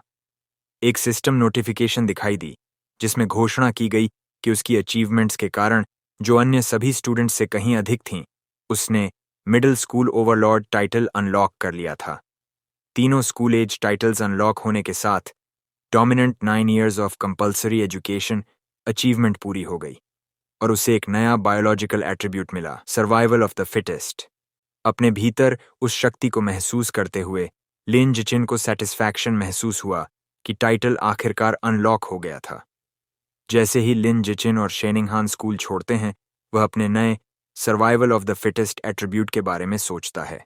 यह एबिलिटी एक प्रेडेटर को अन्य क्रीचर्स के लाइफ एसेंस को खाकर इवॉल्व करने की अनुमति देती है। वह सोचता है कि लाइफ एसेंस क्या है। वह सोच में खोया रहता है जब तक कि शेनिंग हान उसे रोक नहीं लेती। वास्तविकता में वापस आकर उसे एक आइडिया आता है। वह शेनिंग हान से पूछता है कि क्या वह उसका बीस्ट फैंग नेकलेस उधार ले सकता है। वह सहमत हो जाती है और उसे दे देती है। जैसे ही उसकी उंगलियां फैंग को छूती हैं, एक सिस्टम नोटिफिकेशन दिखाई देती है। इसमें कहा गया है कि उसने एबिसल जायंट बटरफ्लाइज के लाइफ एसेंस का एक ट्रेस खा लिया है और एक नई गाइड बुक 1% प्रोग्रेस के साथ खुल गई है। एक बड़े गहरे रंग के बटरफ्लाई की एक स्पेक्ट्रल इमेज, जिसकी विंग्स पर आंखें थीं, उसके चारों ओर दिखाई देती हैं। वह शॉक्ड है कि फैंग वास्तव में एक बटरफ्लाई का दांत है। उस रात और अधिक जानने की उम्मीद में वह ऑनलाइन एबिसल जायंट बटरफ्लाई को खोजता है, लेकिन उसे कोई परिणाम नहीं मिलता है। उसे पता चलता है कि उसे इस एग्जॉटिक बीस्ट का अध्ययन खुद करना होगा। उसे याद आता है कि बैशर ने उन्हें 2 फैंग्स दिए थे। वह अपने बैग में खोजता है और दूसरा फैंग निकालता है। दूसरे फैंग को पकड़े हुए वह उसकी शक्ति को फिर से अब्जॉर्ब करता है। एक और सिस्टम नोटिफिकेशन दिखाई देती है जिसमें कहा गया है कि उसने दूसरे लाइफ एसेंस का भी एक ट्रेस खा लिया है। लेकिन गाइड बुक की प्रोग्रेस केवल 2% तक बढ़ी। वह फैंग को देखकर निराश हो जाता है। उसे पता चलता है कि इसमें ज्यादा लाइफ एसेंस नहीं बचा है। वह सोचता है कि उसे एबिसल जायंट बटरफ्लाई की पूरी शक्ति को अनलॉक करने के लिए कोई और तरीका खोजना होगा। अगले दिन लिन जिचेन और शेनिंग हान अपनी रोजाना की तरह स्कूल से साइकिल पर घर लौट रहे थे। यह लिन जिचेन को जल्दी ट्रेनिंग देने और किसी भी जानवर से भागने में मदद करने के लिए था। जैसे ही वे स्कूल के बाहर निकले, एक आदमी ने उन्हें आवाज दी। एक ट्रैक सूट में उस आदमी ने जिचेन को रोका और अपना परिचय दिया। उसका नाम कोच गुओ था और वह स्कूल के मार्शल आर्ट्स टीम का कोच था। उसने लिन जिचेन की स्कूल के एथलेटिक कंपटीशन में शानदार परफॉर्मेंस की तारीफ की, जो स्कूल के इतिहास में सबसे अच्छी थी। जोश के साथ उसने उसे फॉर्मली इनवाइट किया टीम में शामिल होने के लिए। उसने जिचेन से कहा कि उसकी एथलेटिक टैलेंट उसकी पढ़ाई से ज्यादा वैल्यूएबल है। कोच गुओ ने उसे हाँ कहने के लिए कहा, लेकिन उसे सोचने के लिए कुछ समय भी दिया। कोच गुओ इतनी जल्दी और जोश से बोल रहा था कि लिन जिचेन मना नहीं कर पाया। जैसे ही वे अपनी साइकिल पर आगे बढ़े, कोच ने उन्हें विदा किया और कहा कि मार्शल आर्ट्स टीम का जिम रूम सी में है और जब भी वह फ्री हो तो वहां आ सकता है। सूरज ढलने के साथ लिन जिचेन अपने कमरे में लौट आया। वह अपनी नई एबिलिटी को टेस्ट करने के लिए तैयार था। उसने अपने हाथ एक साथ मिलाए और एक कॉकरोच और एक मच्छर को मार डाला जो उसे मिला। उसने मरे हुए कीड़ों को देखा, लेकिन उसे कोई पावर सर्ज महसूस नहीं हुई। उसे लगा कि छोटे और कमजोर जीवों को मारने से उसकी स्किल एक्टिवेट नहीं होती। उसने सोचा कि सिर्फ शक्तिशाली या एक्सोटिक जीवों में ही लाइफ एसेंस होती है, जिसे वह खाकर इवॉल्व कर सकता है। इस नए आइडिया को टेस्ट करने के लिए उसने एक सुपरमार्केट जाने का फैसला किया जहां जानवर का मांस बेचा जाता है। शेनिंग हान के साथ वह अपनी साइकिल पर शहर की ओर चला गया। जल्द ही वे एक बड़े कई मंजिला सुपरमार्केट में पहुंचे। अंदर वे आयल से होकर चले और लिन जिचेन ने देखा कि भले ही वहां बहुत सारा जानवर का मांस था, लेकिन वह सब प्री पैकेज्ड था। उसे पता था कि मांस को छुए बिना वह अपनी थ्योरी को टेस्ट नहीं कर सकता। जैसे ही वह निराश होने लगा, उसने एक कसाई की आवाज सुनी जो ताजा कटा हुआ जानवर का मांस बेच रहा था। उसने एक काउंटर देखा जिस पर लिखा था fresh beast meat, not pre packaged, safe to eat. एक कसाई वहां बड़े बड़े मांस के टुकड़े काट रहा था। लिन जिचेन ने शेनिंग हान से इंतजार करने के लिए कहा और बोला कि वह मांस की जांच करने जा रहा है। उसने और कुछ नहीं कहा और जल्दी से काउंटर की ओर भागा। उसने अपना हाथ ताजा कटे हुए जानवर के मांस पर रखा। जैसे ही उसका हाथ मांस को छूता है, बैंगनी एनर्जी की एक तेज लहर उसके अंदर प्रवाहित होती है। जैसा उसने सोचा था, जानवर के मांस में लाइफ एसेंस की एक मजबूत लहर थी। उसने खुशी में अपनी मुट्ठी भींची और उसके चेहरे पर एक बड़ी मुस्कान आ गई। शेनिंग हान इससे हैरान थी, सोच रही थी कि वह सिर्फ मांस छूकर इतना उत्साहित क्यों है। वह उसके पास गई और कंफ्यूज्ड और कंसर्न्ड होकर पूछा, how does the meat feel? Lin Jichen शांत रहने की कोशिश करता है और कैजुअली कहता है कि मांस सामान्य से ज्यादा फ्रेश है और पूछता है कि क्या वह भी इसे छूना चाहती है। शेनिंग हान ने तुरंत अपने हाथों से मना कर दिया और कहा कि वह उन दोनों के लिए काफी छू चुकी है। अपनी थ्योरी की पुष्टि करने के बाद लिन जिचेन ने घर पर खाने के लिए जानवर का मांस खरीदने का फैसला किया, जो शेनिंग हान के लिए सरप्राइजिंग था। वह उसकी प्रतिक्रिया से एम्बैरेस्ड नहीं था, क्योंकि उसे पता था कि जानवर का मांस बहुत महंगा होता है। सबसे सस्ता ऑप्शन गोस्ट शैडो स्क्विड प्रतिदिन लगभग 1000 युआन का था। उसने स्क्विड का पैकेज उठाया। शेनिंग हान कीमत सुनकर घबरा गई और कहा कि यह बहुत महंगा है और उसे अपनी मां से पहले पूछना चाहिए। लिन जिचेन मुस्कुराया और प्यार से उसके सिर पर हाथ फेरा। उसने कहा, डोंट वरी, और झूठ बोला कि उसकी मां ने उसे पहले ही दोनों परिवारों के लिए बहुत सारा खरीदने के लिए कहा था। एक फ्लैशबैक में उसकी मां, जांग वंश, खुशी खुशी एक दावत की तैयारी कर रही थी। अंदर लिन जिचेन मानता है कि शेयर करना उसकी योजना का हिस्सा है, लेकिन उसका ज्यादा इंपॉर्टेंट रीजन ये टेस्ट करना है कि क्या वह खाते समय लाइफ एसेंस को अब्जॉर्ब कर सकता है, क्योंकि उसे डर था कि सीधे अब्जॉर्प्शन से मांस खराब हो जाएगा। चेकआउट पर उसने 29.94 युआन में गोस्ट शैडो स्क्विड के 3 पैकेजेस खरीदे। महिला कैशियर ने उसे धन्यवाद दिया। जैसे ही वे बाहर निकले, लिन जिचेन ने सोचा कि मांस कितना महंगा था और सोचा कि वे इसे फिर से कब खरीद पाएंगे। जब तक उनकी शॉपिंग खत्म हुई, 9:30 PM से ज्यादा हो चुके थे। शहर में हाल ही में अराजकता रही थी, इसलिए उन्होंने सुरक्षा के लिए सीधे घर जाने का फैसला किया। घर जाते समय लिन जिचेन अपने एक्सपेरिमेंट के बारे में सोचता रहा। वह इंतजार नहीं कर पाया और उसने चुपके से अपना हाथ अपनी बास्केट में रखे मांस के पैकेज पर रख दिया। तुरंत उसे वहीं परिचित बैंगनी एनर्जी की तेज लहर महसूस हुई। उसके सिस्टम ने पुष्टि की कि उसने गोस्ट शैडो स्क्विड की लाइफ एसेंस का एक हिस्सा खा लिया है। उस प्राणी के लिए नया गाइड बुक अनलॉक हो गया, लेकिन प्रोग्रेस केवल 0% बढ़ा। उसके दिमाग में एक भयानक कई आंखों वाली स्क्विड की तस्वीर उभर आई। जैसे ही वे अपनी साइकिल पर शांत गलियों से जा रहे थे, उसने थोड़ा मानसिक मैथ किया। उसे पता चला कि बस थोड़ा सा मांस खाने से उसकी ताकत का एक छोटा सा हिस्सा ही अनलॉक हुआ। उसने सोचा कि गाइडबुक में 100% तक पहुंचने के लिए उसे 100 जिन तक खाना होगा, जिसकी कीमत लगभग 100,000 युआन होगी। उसने स्क्विड की पानी में घुलने और गायब होने की स्पेशल एबिलिटी के बारे में सोचा और तय किया कि यह शक्तिशाली स्किल कीमत के लायक है। उसका रास्ता साफ है, उसे बहुत पैसा कमाना होगा, क्योंकि वह अपने परिवार से इतना नहीं मांग सकता। फिर उसे याद आया कि मांस खरीदने का दूसरा कारण ये टेस्ट करना था कि क्या लाइफ एसेंस अब्सॉर्ब करने से मांस खराब हो जाता है। उसने पैकेज को देखा। मांस अभी भी पूरी तरह से फ्रेश लग रहा था। वह खुश था कि एसेंस लेने से मांस खराब नहीं होता है। जैसे ही वह इसकी शक्ति को एब्सॉर्ब करता है, स्क्विड के लिए उसकी प्रोग्रेस बार 3% तक बढ़ जाती है। उसकी एकाग्रता तब टूटती है जब शेनिंग हान उसे चेतावनी देती है। उसने जल्दी से ब्रेक्स लगाए और साइकिल रोक दी। वह एक जोड़े से बस कुछ इंच की दूरी से टकराने से बचा और माफी मांगी। उसने खुद को फटकारा कि वह कहाँ जा रहा है, इस पर ध्यान नहीं दे रहा था और सोचा कि यह लेन इतनी भीड़भाड़ वाली क्यों है। शेनिंग हान ने आगे इशारा किया। उन्होंने एक तनावपूर्ण सिचुएशन देखी। एक मस्क्यूलर, लाल बालों वाला आदमी एक महिला को चाकू की नोक पर हॉस्टेज बनाए हुए था। शेनिंग हान घबराकर हॉस्टेज को अपनी टीचर जिया के रूप में पहचानती है। वह आदमी भीड़ को धमकी देता है। पुलिस अधिकारी मेगाफोन के साथ सिचुएशन को शांत करने की कोशिश कर रहे थे।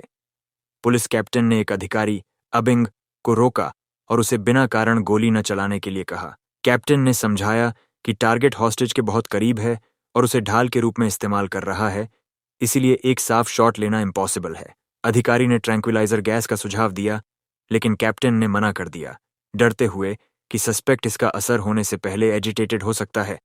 पुलिस हिचकिचाई। तभी लिन जिचेन आगे बढ़ा। उसने फुटपाथ से एक छोटा पत्थर उठाया और उसे अविश्वसनीय गति और सटीकता के साथ फेंका। पत्थर ऑफिसर अबिंग की बंदूक से टकराया, जिससे उसकी गोली चूक गई। भटकी हुई गोली हॉस्टेज टेकर के हाथ में लगी, जिससे वह चिल्लाया और अपना चाकू गिरा दिया। इससे टीचर जिया मुक्त हो गई। अवसर देखकर पुलिस कैप्टन ने अपनी टीम को आगे बढ़ने का आदेश दिया। अधिकारी जल्दी से आगे बढ़े और सशस्त्र सस्पेक्ट को पकड़ लिया। एक महिला अधिकारी डरी हुई लेकिन सुरक्षित टीचर जिया को दिलासा देती है। जैसे ही सिचुएशन कंट्रोल में आती है, लिन जिचेन चुपचाप अपनी साइकिल पर बैठ जाता है। शेनिंग हान ने उसे बड़ी बड़ी आंखों से देखा और पूछा कि क्या उसने पत्थर फेंका था। उसने जल्दी से उसे चुप रहने के लिए कहा और कहा कि वे इस बारे में बाद में बात करेंगे। फिर वे साइकिल पर दूर चले गए। जैसे ही वे आगे बढ़ना शुरू करते हैं, एक आवाज उन्हें रुकने का आदेश देती है। पुलिस कैप्टन चिल्लाता है, पूछता है, was it Lin Jichen who threw the stone? पकड़े जाने के डर से लिन जिचेन तुरंत एक घबराहट भरी मुस्कान के साथ सब कुछ नकार देता है। कैप्टन उन्हें जाते हुए देखता है और सोचता है कि किसी के लिए एक अच्छे काम को स्वीकार न करना अजीब है। फिर वह जोर से कहता है कि बहादुरी का इनाम होता है। रिवॉर्ड शब्द लिन जिचेन का ध्यान खींचता है। पैसे की जरूरत में उसने ब्रेक्स लगाए, रुक गया और कैप्टन के पास भागा। वह शर्माकर अपना इनकार वापस लेता है। वह स्वीकार करता है कि उसने पत्थर फेंका था और बताता है कि पैसा उसके लिए कितना इम्पोर्टेंट है। कैप्टन ने उसे पुलिस स्टेशन में रिपोर्ट करने के लिए कहा ताकि वह इनाम पाने में उसकी मदद कर सके। अपने परिवारों को सूचित करने के बाद लिन जिचेन और शेनिंग हान पुलिस स्टेशन जाने के लिए तैयार हो गए। उन्होंने सोचा कि सब कुछ ठीक हो जाएगा, लेकिन जैसे ही पुलिस हथकड़ी लगे सस्पेक्ट को ले जाती है, कुछ बहुत गलत हो जाता है। सस्पेक्ट का चेहरा भयानक रूप से ग्रोटेस्क हो जाता है। पुलिस घबराकर महसूस करती है कि वह एक हेरेटिक है और वह उनके सामने एक विशाल, विचित्र चूहे में बदल रहा है। राक्षस अपनी हथकड़ी तोड़ता है और अपने विशाल पंजों से अधिकारियों पर हमला करता है। पुलिस कैप्टन सभी बलों को गोली चलाने का आदेश देता है, लेकिन नागरिकों की सुरक्षा को ध्यान में रखते हुए अधिकारी अपनी बंदूकें निकालते हैं। लेकिन गोलियों का कोई असर नहीं होता। एक घबराहट भरी रिपोर्ट आती है जिसमें कहा गया है कि हेरेटिक एक रैट किंग जीन के साथ फ्यूज हो गया है और तत्काल बैकअप की मांग करता है। खतरे को समझते हुए लिन जिचेन उन दोनों को पकड़कर दूर खींचता है, उन्हें जल्दी भागने के लिए कहता है। वह राहत महसूस करता है कि राक्षस उनका पीछा नहीं कर रहा है, लेकिन वह जानता है कि उन्हें तेजी से भागना होगा। जैसे ही वे दौड़ते हैं, बैंगनी ऑरा वाली एक नई आकृति आसमान से गिरती है। वह स्लीक फ्यूचरिस्टिक आर्मर पहने एक महिला साइबॉर्ग है। वह विशाल चूहे पर एक शक्तिशाली वार करती है जिससे वह पीछे हटता है। हवा में तैरते हुए छोटे गहरे बैंगनी बालों वाली साइबॉर्ग अपनी छाती में एक लेजर कैनन चार्ज करती है। फायर करने के आदेश पर वह एक विशाल विनाशकारी बैंगनी एनर्जी बीम छोड़ती है जो म्यूटेंट रैट को पूरी तरह से घेर लेता है। प्राणी दर्द में दहाड़ता है और पूरी तरह से नष्ट हो जाता है। केवल एक जला हुआ हस्क बचा है। लिन जिचेन चौंक जाता है और साइबॉर्ग की अपार शक्ति को देखता है। खतरा टलने के साथ टीचर जिया और शेनिंग हान राहत की सांस लेते हैं। लिन जिचेन को अपनी साइकिल की ज्यादा चिंता है। वह देखता है कि ब्लास्ट से वह नष्ट नहीं हुई, जो एक बहुत बड़ा फाइनेंशियल लॉस होता। जैसे जैसे तनाव कम होता है, कुछ अचानक उसे समझ में आता है। वह साइकिल की बास्केट में देखता है और पाता है कि महंगा गोस्ट शैडो स्क्विड मांस खराब हो गया है और बहुत बदबू कर रहा है। अब उसे समझ में आता है कि उसकी शुरुआती थ्योरी सही थी। लाइफ एसेंस को अब्जॉर्ब करने से मांस खराब हो जाता है, लेकिन यह इफेक्ट धीरे धीरे होता है। एक सूजी हुई टेंटिकल उठाते हुए वह सोचता है कि उसे एक बहाना बनाना होगा और लड़ाई और मरे हुए हेरेटिक को दोष देना होगा। एक नाटकीय अंदाज में उसने खराब हुई टेंटिकल को नीचे फेंका और जोर से कहा कि जानवर की लड़ाई और साइबॉर्ग के हमले की वजह से मांस जल गया था। टीचर जिया उसे दिलासा देती है, कहती है कि इंपॉर्टेंट ये है कि सब लोग सुरक्षित हैं। हालांकि उन्होंने कैप्टन के अनुरोध पर घर जाने की योजना बनाई थी, लेकिन उन्होंने सिक्योरिटी टीम के साथ स्टेशन जाने का फैसला किया। उन्होंने यह उम्मीद नहीं की थी कि वे उसी वैन में होंगे जहां हेरेटिक के शरीर के अवशेष रखे गए थे। लेजर ब्लास्ट के बाद बस जले हुए मांस का एक ढेर और उसकी तेज गंध बची थी। स्मेली वैन में बैठे हुए लिन जिचेन को कुछ और याद आता है। उसे याद आया कि बीस्ट फैंग ऑफ बाइशोर के अंदर जानवर के मरने के बाद भी लाइफ एसेंस थी। अब उसके दिमाग में एक नई संभावना उभरती है। क्या इस लाश के अंदर अभी भी लाइफ एसेंस बची है? और अगर हां, तो क्या वह लाश के रैट किंग जीन को अपने लिए खा सकता है? यह पता लगाने का फैसला करते हुए उसने चुपके से अपना हाथ अवशेषों की ओर बढ़ाया। जैसे ही उसका हाथ उसे छूता है, उसे लाल एनर्जी की एक शक्तिशाली लहर महसूस होती है। उसके सिस्टम ने पुष्टि की कि उसने जायंट म्यूटेंट रैट की लाइफ एसेंस का एक हिस्सा खा लिया है और उसके गाइडबुक में 5% प्रोग्रेस अनलॉक हो गया है। वह हैरान था कि उसने इतना कुछ अब्जॉर्ब कर लिया और महसूस किया कि सोर्स की फ्रेशनेस सीधे तौर पर यह अफेक्ट करती है कि उसे कितनी लाइफ एसेंस मिल सकती है। साथ जा रहे अधिकारी अबिंग ने उसके हिलने डुलने को देखा और उसे चुपचाप बैठने के लिए कहा। लिन जिचेन ने तुरंत कहा कि वह बस अपना हाथ फैला रहा था। बाद में पब्लिक सिक्योरिटी ऑफिस पहुंचने पर वह जानता था कि एबिंग को बेवकूफ बनाना आसान था, लेकिन सिक्योरिटी कैप्टन बहुत ज्यादा स्मार्ट है। कैप्टन लिन जिचेन को बताते हैं कि उन्होंने उसके बहादुरी के इनाम के लिए अर्जी दे दी है, लेकिन फिर वह गंभीर हो जाते हैं और एक सवाल पूछते हैं। वह पूछते हैं कि एक मिडिल स्कूल का बच्चा इतनी दूरी से और खराब रोशनी में एक हेरेटिक धर्म विरोधी के चाकू पकड़े हाथ पर इतनी सटीकता से पत्थर कैसे फेंक सकता है? लिन जिचेन एक अजीब सा जवाब देते हैं। वह कहते हैं कि ऐसा इसलिए है क्योंकि वह अक्सर अपने दाहिने हाथ को ट्रेन करता है। यह अजीब जवाब सुनकर कैप्टन एक पल के लिए चुप हो जाते हैं। तभी शेन नियानहान आकर बताती है कि उसकी आंटी आ गई हैं और उनकी बात बीच में ही रुक जाती है। अपने माता पिता को घबराए हुए थाने में आते देखकर लिन जिचेन दंग रह जाता है। उसकी मां घबराहट में उसकी तरफ दौड़ती है। डर से उसका चेहरा पीला है और आंखों में आंसू हैं। वह उसका नाम पुकारती है, उसे जोर से गले लगाती है और पूछती है कि क्या वह ठीक है, ये कहते हुए कि उसने उसे आधा मार डाला था। वह अपनी मां को शांत करने की कोशिश करता है और उन्हें यकीन दिलाता है कि वह ठीक है और उसे बहादुरी का इनाम भी मिला है। उसे जोर से पकड़े हुए उसकी मां उससे वादा करवाती है कि अगली बार जब कोई खतरा होगा तो वह सबसे पहले खुद को छुपाएगा। उसकी आंखों में आंसू आ जाते हैं और वह कहती है कि वह बस इतना चाहती है कि वह सुरक्षित रूप से बड़ा हो। लिन जिचेन अपनी माँ की इस सच्ची चिंता से बहुत प्रभावित होता है। जैसे ही वे बाहर निकलते हैं, लिन जिचेन अपनी माँ को फिर से आश्वस्त करता है कि वह हमेशा अपनी सुरक्षा को सबसे पहले रखेगा। पुलिस कैप्टन उन्हें जाते हुए देखते रहते हैं और अभी भी उस लड़के की अजीब क्षमताओं के बारे में सोच रहे होते हैं। जैसे ही वे बाहर निकलते हैं, लिन जिचेन दो महिला पुलिस ऑफिसर्स के पास से गुजरता है जो मामले के बारे में बात कर रही होती हैं। एक अधिकारी कहती है कि परवर्ट्स, विकृत और भी बेशर्म हो गए हैं, और उसकी साथी बताती है कि वह हेरेटिक असल में गैंगयुन यूनिवर्सिटी का लिबरल आर्ट्स स्टूडेंट था जिसे रैट गॉड कल्ट ने ब्रेन वॉश किया था। पहली अधिकारी उस कल्ट को कोसती है, लेकिन दूसरी कहती है कि उन्हें समस्या की जड़ को खत्म करना होगा, और वह है सेल्फ प्रोक्लेम्ड रैट किंग। यह नाम तुरंत लिन जिचेन का ध्यान खींचता है। कार में घर जाते समय वह तुरंत अपने फोन पर रैट गॉड कल्ट के बारे में रिसर्च करना शुरू कर देता है। वह इतनी सारी जानकारी देखकर हैरान रह जाता है। वह सीखता है कि कल्ट का मुख्य बेस शंघाई सिटी में है और इसके ज्यादातर सदस्य सामाजिक बहिष्कार, सोशल आउटकास्ट्स हैं। रिसर्च करते समय उसे एक बहुत ही चौंकाने वाली जानकारी मिलती है। रैट किंग एक हायर लेवल बीइंग में विकसित होना चाहता है और अपने अनुयायियों को एवोल्यूशनरी मटेरियल्स इकट्ठा करने के लिए मजबूर कर रहा है। इससे उसके दिमाग में एक भयानक सवाल उठता है, क्या रैट किंग, एक स्ट्रेंज और खतरनाक जानवर, ने सोचने की क्षमता हासिल कर ली है? इसी समय उसकी सोच टूट जाती है जब वह खिड़की से बाहर देखता है। फुटपाथ पर उसे एक बिल्ली के जितना बड़ा चूहा दिखता। एक पल के लिए वह सोचता है कि क्या यह रैट किंग से संबंधित हो सकता है, लेकिन फिर वह खुद से कहता है कि दक्षिण में बड़े चूहे असामान्य नहीं हैं। वह इस विचार को झटक देता है और महसूस करता है कि शेन न्यानहान पूरी तरह से शांत है। वह उसकी तरफ देखता है और उसे असहजता से हिलते हुए, अपने घुटनों को कसकर दबाए हुए देखता है। वह तुरंत समझ जाता है। बचपन से ही जब भी शेन न्यानहान घबराती या डरती है तो वह अपने मूत्राशय पर नियंत्रण खो देती है। हालांकि यह उसके लिए शर्मनाक है, लिन जिचेन को हमेशा लगता है कि उसकी यह स्ट्रेंज रिएक्शन किसी छिपी हुई शक्ति से जुड़ी हो सकती है। घर पहुंचने पर लिन जिचेन की मां जंग वंगसिन यह देखकर हैरान होती है कि लगभग 3000 युएन का बीस्ट मीट गायब है।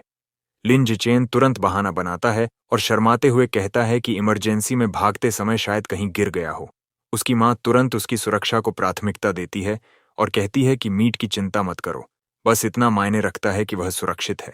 लिन जिचेन अंदर ही अंदर राहत की सांस लेता है, लेकिन कहानी यहीं खत्म नहीं होती। वह खुश था कि उसने अपनी मां को बेवकूफ बना दिया था, लेकिन उसके पिता लिन यिसान और भी ज्यादा जिद्दी निकले। वह कहते हैं कि वह उस महंगे मीट को वापस लेने जाएंगे और डींग मारते हैं कि भले ही वह एक फेडेड वेज स्लेव हैं, उनमें साहस और भावना की कमी नहीं है। लिन जिचेन उन्हें रोकने की कोशिश करता है, कहता है कि वापस जाना बहुत खतरनाक है और मीट वैसे भी खराब हो गया होगा। लेकिन उसके पिता को शक हो जाता है और पूछते हैं, तुम्हें कैसे पता कि मीट खराब हो गया है? माथे से पसीना पोंछते हुए लिन जिचेन जल्दी से जवाब देता है, बस एक अनुमान। इस बीच अब खाली पड़े सार्वजनिक सुरक्षा कार्यालय में पुलिस कैप्टन अभी भी उस रात की अजीब घटनाओं के बारे में सोच रहे हैं। सिगरेट पीते हुए वह वही सवाल दोहराते रहते हैं, एक ऑर्डिनरी मिडिल स्कूलर इतनी अविश्वसनीय शक्ति और सटीकता के साथ पत्थर कैसे फेंक सकता है? अचानक उन्हें कमरे के कोने से एक अजीब सी आवाज सुनाई देती है। जब वह फाइलिंग कैबिनेट्स के ऊपर एक विशाल चूहा, जो किसी भी ऑर्डिनरी चूहे से बहुत बड़ा है, को बैठे हुए देखते हैं तो उनकी आंखें चौड़ी हो जाती हैं। इससे पहले कि वह कुछ कर पाते, विशाल चूहा नीचे कूदता है। कैप्टन तुरंत अपनी पिस्टल निकालते हैं और गोली चलाना शुरू कर देते हैं। जो होता है वह एक बहुत तेज, हिंसक और खूनी दृश्य है जो एक खूनी धुंध में समाप्त होता है। अगले दिन क्लास में लिन जिचेन अपनी डेस्क पर बैठता है और जोर से आह भरता है। पिछली रात को याद करके उसे एहसास होता है कि वह अभी भी काफी कमजोर है। चाहे वह शक्तिशाली हेरेटिक हो या महिला साइबॉर्ग, उसे जल्दी से और बीस्ट मीट खरीदने और अपने गाइडबुक के प्रोग्रेस बार को भरने के लिए पैसे कमाने की जरूरत है, गोस्ट शैडो स्क्विड जैसी चीजों के लिए। कुछ देर के लिए वह सोचता है कि शायद इन्फ्लुएंसर बनकर या स्टडी मटेरियल्स बेचकर काम चल सकता है, लेकिन वह तुरंत इस विचार को खारिज कर देता है। उसे लगता है कि ये बहुत फ्लैशी हैं और लो प्रोफाइल रहने के उसके लक्ष्य के खिलाफ हैं। अचानक उसके दिमाग में एक नया विचार आता है उसे याद आता है कि इस दुनिया में एकेडमिक्स से ज्यादा मार्शल आर्ट्स और जीन फ्यूजन ज्यादा महत्वपूर्ण है। वह फैसला करता है कि अब कार्रवाई करने का समय आ गया है। बाद में वह बिल्डिंग सी में स्थित जिम जाता है जहां मार्शल आर्ट्स टीम अभ्यास कर रही है। वह कोच गो को देखता है जो थर्मोस से पानी पी रहे हैं। लिन जिचेन उन्हें ग्रीट करता है। एक हैरान कोच गो उससे पूछते हैं कि क्या वह टीम में शामिल होने आया है या बस इसके बारे में और जानना चाहता है। सीधा जवाब देने के बजाय लिन जिचेन थोड़ा आगे झुकता है और धीरे से पूछता है, अगर मैं टीम में शामिल हो जाऊं तो क्या मुझे सिटी टूर्नामेंट्स में प्रतिस्पर्धा करने का मौका मिलेगा? और क्या प्राइज मनी सच में बहुत बड़ी है? कोच गुओ मुस्कुराते हैं और पुष्टि करते हैं कि हाँ, उसे मौका मिलेगा और प्राइज मनी 10,000 युएन तक हो सकती है। उसकी सबसे बड़ी चिंता दूर हो जाती है। लिन जिचेन कोच से हाथ मिलाता है और घोषणा करता है, मैं आज से मार्शल आर्ट्स टीम में शामिल हो रहा हूँ। कोच गुओ खुशी से उसका स्वागत करते हैं। कोच पूरी टीम को इकट्ठा करते हैं और नए सदस्य की घोषणा करते हैं। वह लिन जिचेन का परिचय देते हैं, सभी को याद दिलाते हैं कि वह स्पोर्ट्स मीट का चैंपियन था। टीम के अन्य सदस्य जन काई, हुआंग यंकिंग, वू रिंग, लिू तोंग और हान यीगो एक-एक करके अपना परिचय देते हैं। आखिरकार लिन जिचेन अपना परिचय देता है। चूंकि लिन जिचेन को पहले कभी कोई फॉर्मल मार्शल आर्ट्स ट्रेनिंग नहीं मिली थी, कोच गुओ उसे बेसिक फिस्ट और लेग टेक्निक्स सिखाना शुरू करते हैं। कोच बताते हैं कि ये मूव्स सरल दिखते हैं, लेकिन असल में इनमें महारत हासिल करना मुश्किल है। वह कहते हैं कि टीम के सबसे तेज सीखने वाले ली शो को भी उन्हें परफेक्ट करने में पूरा 1 सप्ताह लगा। फिर कोच लिन जिचेन को खुद कोशिश करने के लिए प्रोत्साहित करते हैं। लिन जिचेन तुरंत एक रेडी स्टैंस में आ जाता है।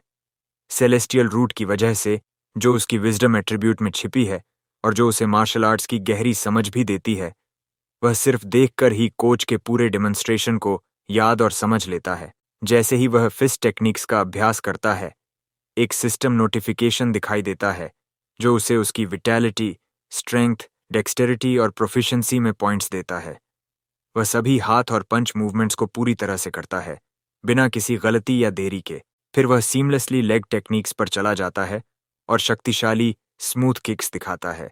एक और सिस्टम नोटिफिकेशन दिखाई देता है। इस बार उसकी लेग मसल्स, डेक्सटेरिटी और प्रोफिशिएंसी पॉइंट्स बढ़ते हैं।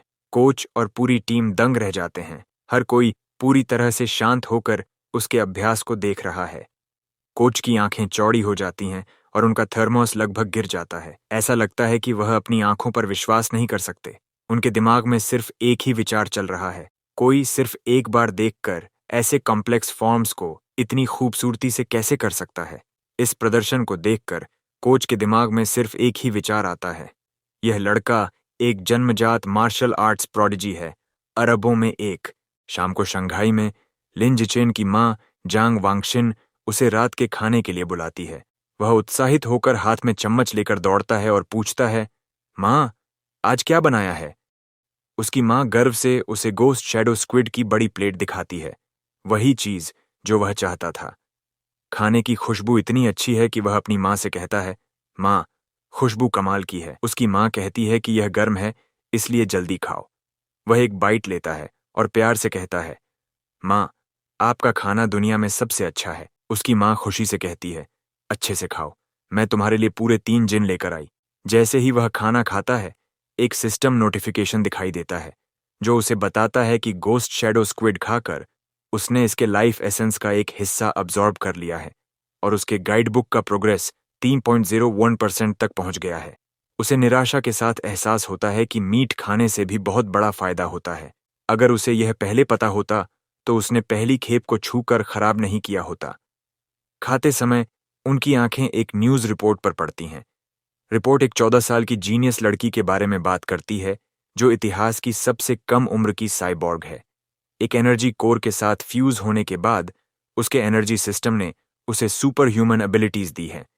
एक हाथ से 5,000 किलो की एसयूवी उठाना, 3 सेकंड में 100 मीटर दौड़ना और 8 मीटर ऊंचा कूदना उसकी ताकत के उदाहरण हैं। ये देखकर लिन जिचेन सोचता है कि उसकी दुनिया की बहस में कौन सा रास्ता ज्यादा पावरफुल है, क्योटो प्रोडिजी का जीन फ्यूजन या इस लड़की का साइबरनेटिक्स। उसकी सोच तब बाधित होती है जब एक और ब्रेकिंग न्यूज आती है। न्यूज रिपोर्ट करती है कि सिक्योरिटी कैप्टन एच चुनशान, जिनसे वे मिले थे, अपने ऑफिस में मारे गए। सर्वेलेंस फुटेज से पता चलता है कि उन पर एक विशाल म्यूटेंट रैट ने हमला किया और खा लिया। मेडिक्स उन्हें एम्बुलेंस में ले जाते हुए दिखाई देते हैं। लिन जिचेन डर से दंग रह जाता है। उसे पिछली रात देखा गया बड़ा चूहा याद आता है और वह सोचता है कि क्या इसका उससे कोई संबंध है। वह शहर में तबाही मचाते एक विशाल चूहे की कल्पना करता है। कैप्टन की मौत एक स्टार्क रियलिटी है कि खतरा दिन ब दिन बढ़ता जा रहा है। गंभीर होकर लिन जिचेन फैसला करता है कि उसे तुरंत अपनी ट्रेनिंग को तेज करना होगा। एक नई चुनौती और एक नई उपलब्धि पुलिस कैप्टन की मौत के बाद लिन जिचेन खुद को एक स्ट्रिक्ट ट्रेनिंग रेजिमेंट पर डाल देता है। कठोर अभ्यास के बाद वह अब 100 मीटर 4.6 सेकंड में दौड़ सकता है।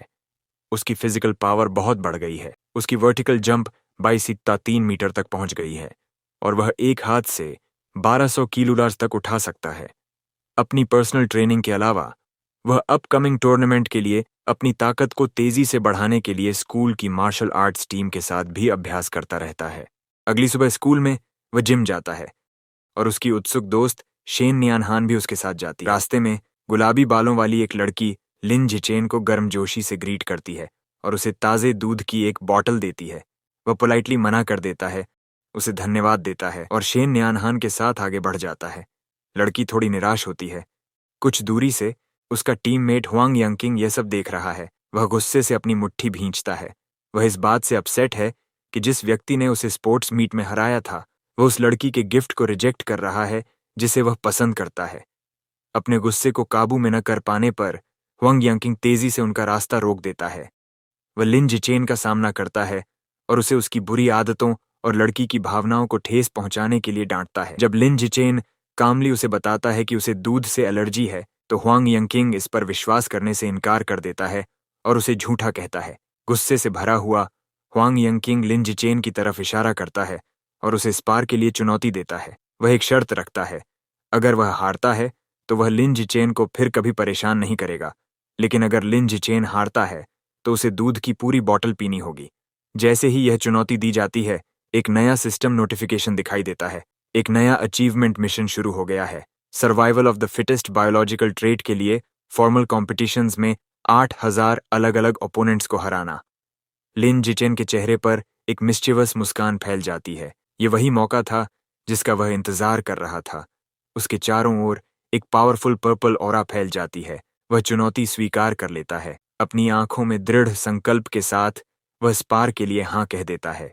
स्कूल में इस ड्यूल की खबर जंगल की आग की तरह फैल गई। दो एक्साइटेड स्टूडेंट को लगा कि उन्हें पॉपुलर जूनियर लिन जिचेन और एक सीनियर के बीच की लड़ाई देखनी ही चाहिए। जब वे पहुंचे तब तक जिम लोगों से खचाखच भर चुका था। स्पैरिंग एरिया के चारों ओर खड़े लोगों की बड़ी भीड़ क्लियरली लिन जिचेन के पक्ष में थी। उनकी कई फीमेल फैन उनके लिए जोर जोर से जयकार कर रही थीं, आज ओपोनेंट को सबक सिखाओ। पिंक हेयर वाली लड़की भी उनमें से थी, अपना फोन रिकॉर्डिंग के लिए तैयार कर रही थी। जिचेन चिढ़ गया। इस बात से गुस्सा था कि हर कोई मान रहा था कि वह हार जाएगा। उसने निजी तौर पर स्वीकार किया कि लिंड्स की टैलेंट पिछले महीने में वास्तव में चौंकाने वाली थी। उसने इस लड़ाई को खुद को साबित करने और राइजिंग जीनियस को उसकी जगह दिखाने का आखिरी मौका माना। दूसरी ओर अपने राइवल की गंभीरता की तुलना में लिन जिचेन पूरी तरह से शांत और रिलैक्स्ड दिख रहा था। उसने कैजुअली कहा, मुझे घर पर डिनर के लिए जाना है, क्या हम लड़ाई जल्दी खत्म कर सकते हैं? जिनकाई ने इसे एक इंसल्ट माना, मुस्कुराया और कहा, ठीक है, मैं तुम्हारी आखिरी इच्छा पूरी करता हूं। कोच गू रेफरी के रूप में कार्य करने के लिए उनके बीच खड़े हो गए। उन्होंने मैच शुरू करने के लिए अपना हाथ उठाया और उन दोनों को नियमों की याद दिलाई। लेकिन लड़ाई शुरू होने से ठीक पहले जिनकाई ने सभी को रोकने के लिए चिल्लाया। एक कॉन्डिसेंडिंग मुस्कान के साथ उसने लिन जिचेन को एक हैंडीकैप की पेशकश की। उसने कहा कि वह लगभग 2 साल से मार्शल आर्ट्स में ट्रेनिंग ले रहा था, जबकि लिन जिचेन सिर्फ 1 महीने के अनुभव के साथ एक न्यू कमर था। फेयर खेलने के लिए उसने घोषणा की कि वह लिन जिचेन को लड़ाई के पहले 3 मूव्स मुफ्त में देगा। लिंडसन तुरंत सहमत हो गए। जैसे ही वह सहमत हुए, लिन जिचेन बिजली की गति से चला। पलक झपकते ही वह आगे बढ़ा, पूरी तरह से जोंकाई को चौंका दिया। इससे पहले कि जोंकाई अपना गार्ड भी उठा पाता, लिन जिचेन ने एक शक्तिशाली पंच दिया। पंच इतना मजबूत था कि जोंकाई की नाक से खून बहने लगा। वह वहीं पर बेहोश हो गया और जिम के फर्श पर गिर पड़ा।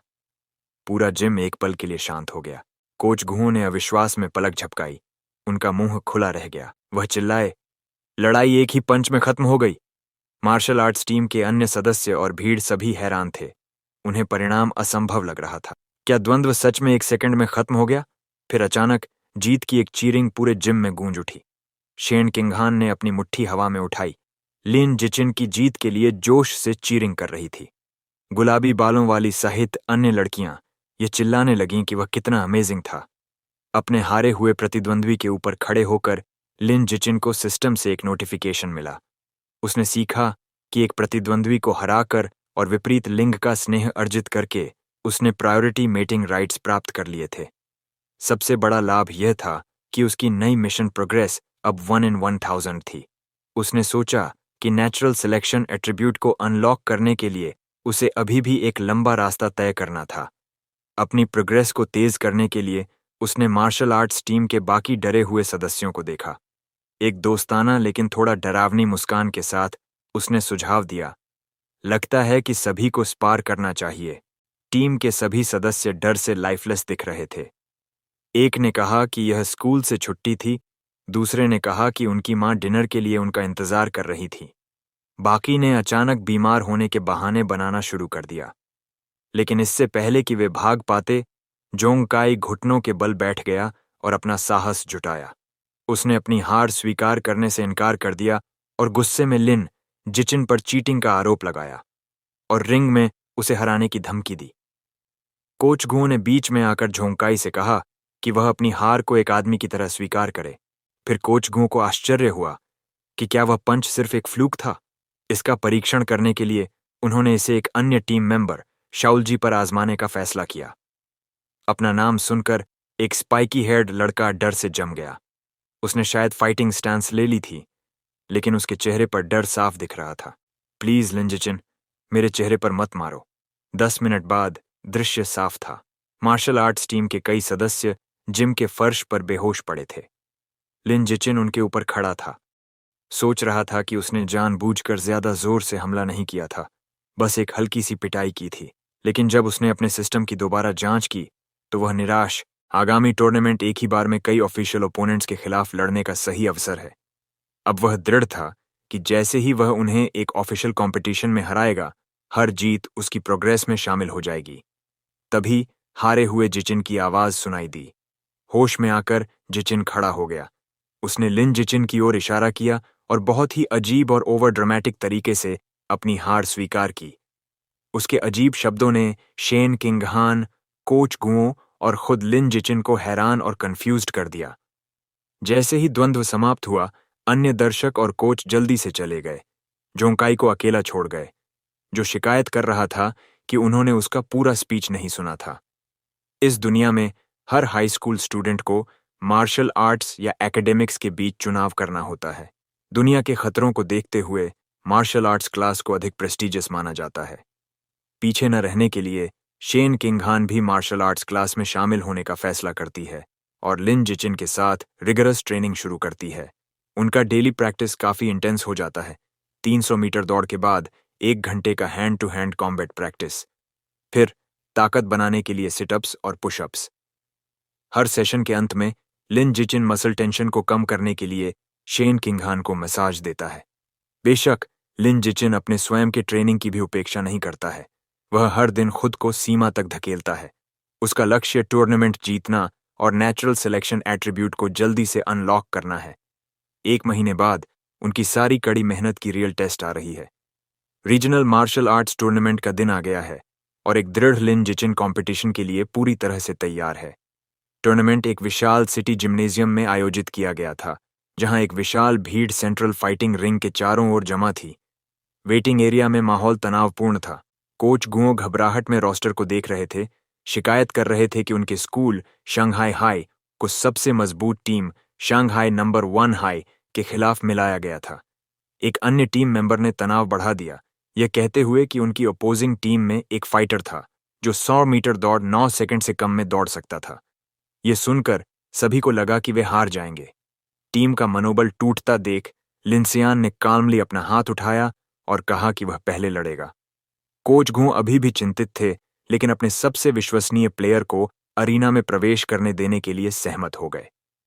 जैसे ही लिन जिचिन ने अरीना में प्रवेश किया, शेन किंगहान ने साइड से उसके लिए चीयर किया और कोच गू ने मेगाफोन के साथ उसे प्रोत्साहित किया। लिन जिचिन ने खुद को लड़ाई के लिए तैयार करना शुरू कर दिया। उसका प्रतिद्वंद्वी शंघाई नंबर 1 हाई का एक बहुत बड़ा और मजबूत छात्र आगे आया। उसने लिन जिचिन की प्रशंसा की कि वह अपने पहले ही साल में टूर्नामेंट तक पहुंच गया, लेकिन उसका टोन तुरंत मॉकिंग हो गया। वह हंसा, ये कहते हुए कि यह स्टेज एक छोटे गाय के लिए नहीं था जो अभी तक 8.7 मीटर्स तक भी नहीं पहुंचा था।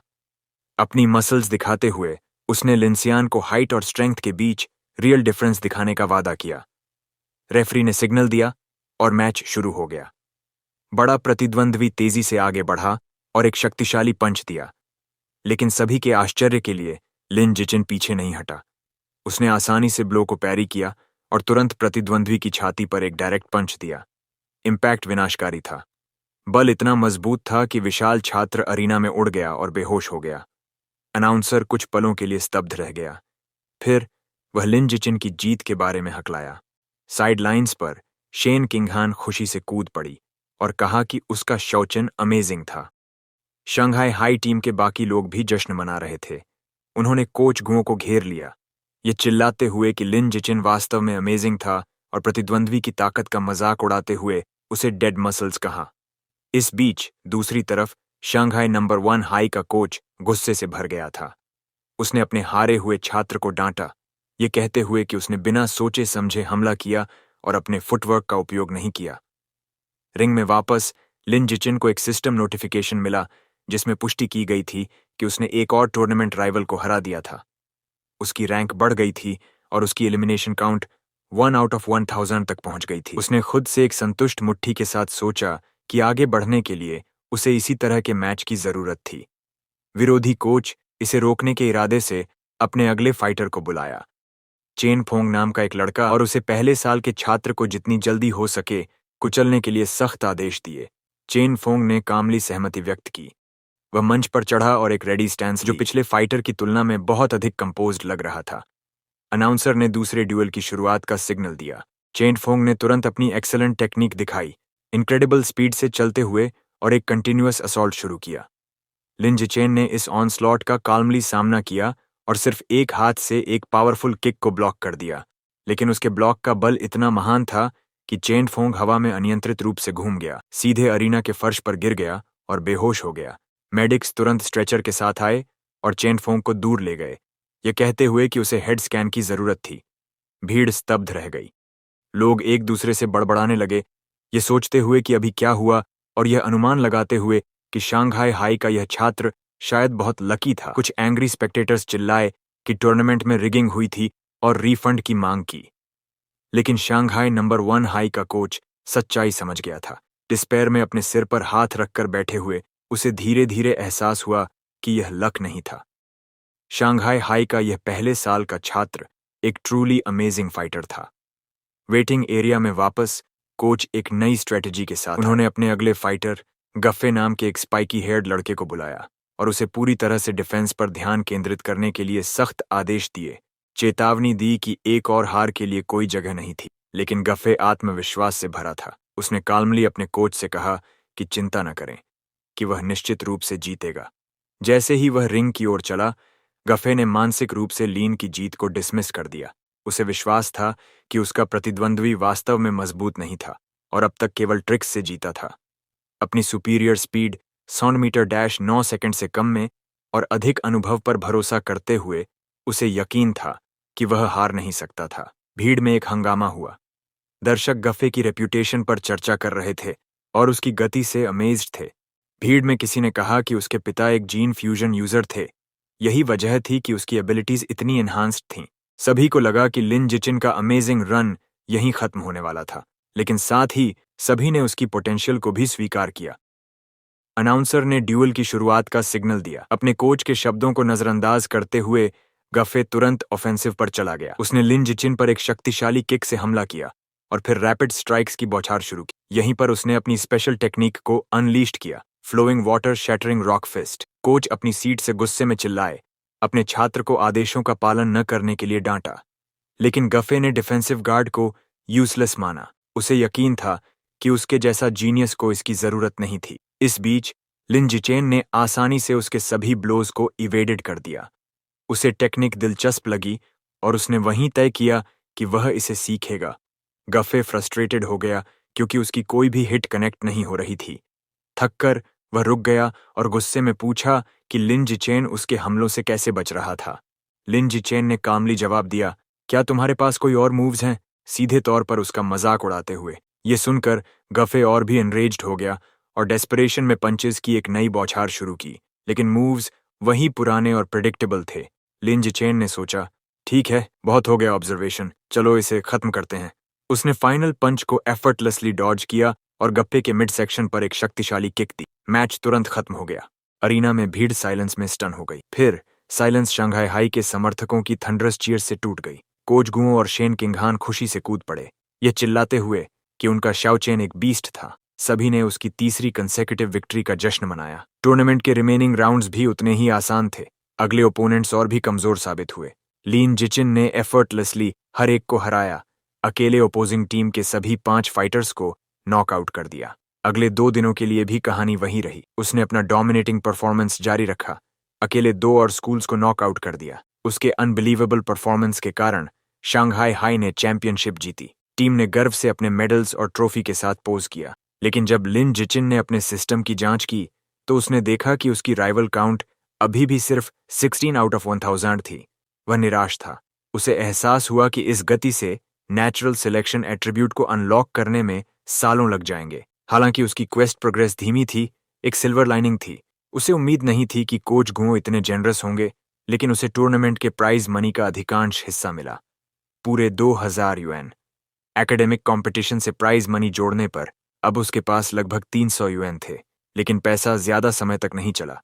उसने तुरंत सुपरमार्केट से गोस्ट शैडो स्क्विड मीट का एक बड़ा स्टॉक खरीदा। अगले कई हफ्तों तक उसने हर मील के साथ इस एक्सपेंसिव मीट को खाया। लगभग 30 जिन खाने के बाद गोस्ट शैडो स्क्विड के लिए उसकी कोडेक्स अनलॉक प्रोग्रेस 33% तक पहुंच गई।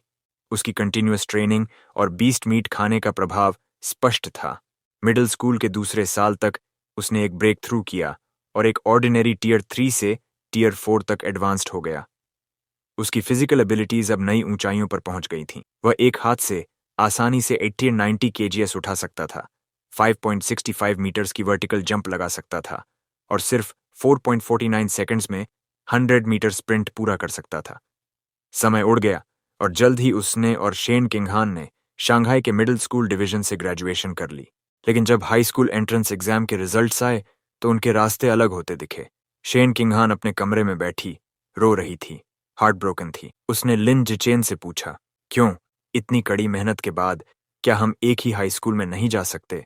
लिन जिचिन ने समझाया कि उसने लिबरल आर्ट्स और मार्शल आर्ट्स दोनों में फर्स्ट रैंक हासिल किया था। शेन किंगहान के एकेडमिक स्कोर्स एक्सीलेंट थे, लेकिन उसका martial arts score Shanghai high की एलीट क्लास में एडमिशन पाने के लिए पर्याप्त नहीं था। उसने उसे कंसोल किया, रोने के लिए नहीं कहा। शेन किंगहान ने आंसू भरी आंखों से पूछा, अब क्या होगा? लिन जिचिन ने उसे बताया कि शंघाई हाई का प्रिंसिपल उसके घर आ रहा था, शायद उसे रिक्रूट करने के लिए।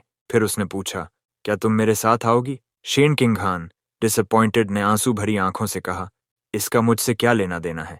प्रिंसिपल सिर्फ तुम्हारे लिए आ रहे हैं। उसी क्षण लिन जिचिन ने उसका हाथ पकड़ा, उसे उठाया और उसे कमरे से बाहर ले गया। उसने कहा, चिंता मत करो, मेरे पास एक प्लान है। फिर उसने अपनी कंडीशन बताई। अगर उसे शंघाई हाई में रहना है तो शेन किंगहान को उसकी डेस्कमेट बनना होगा।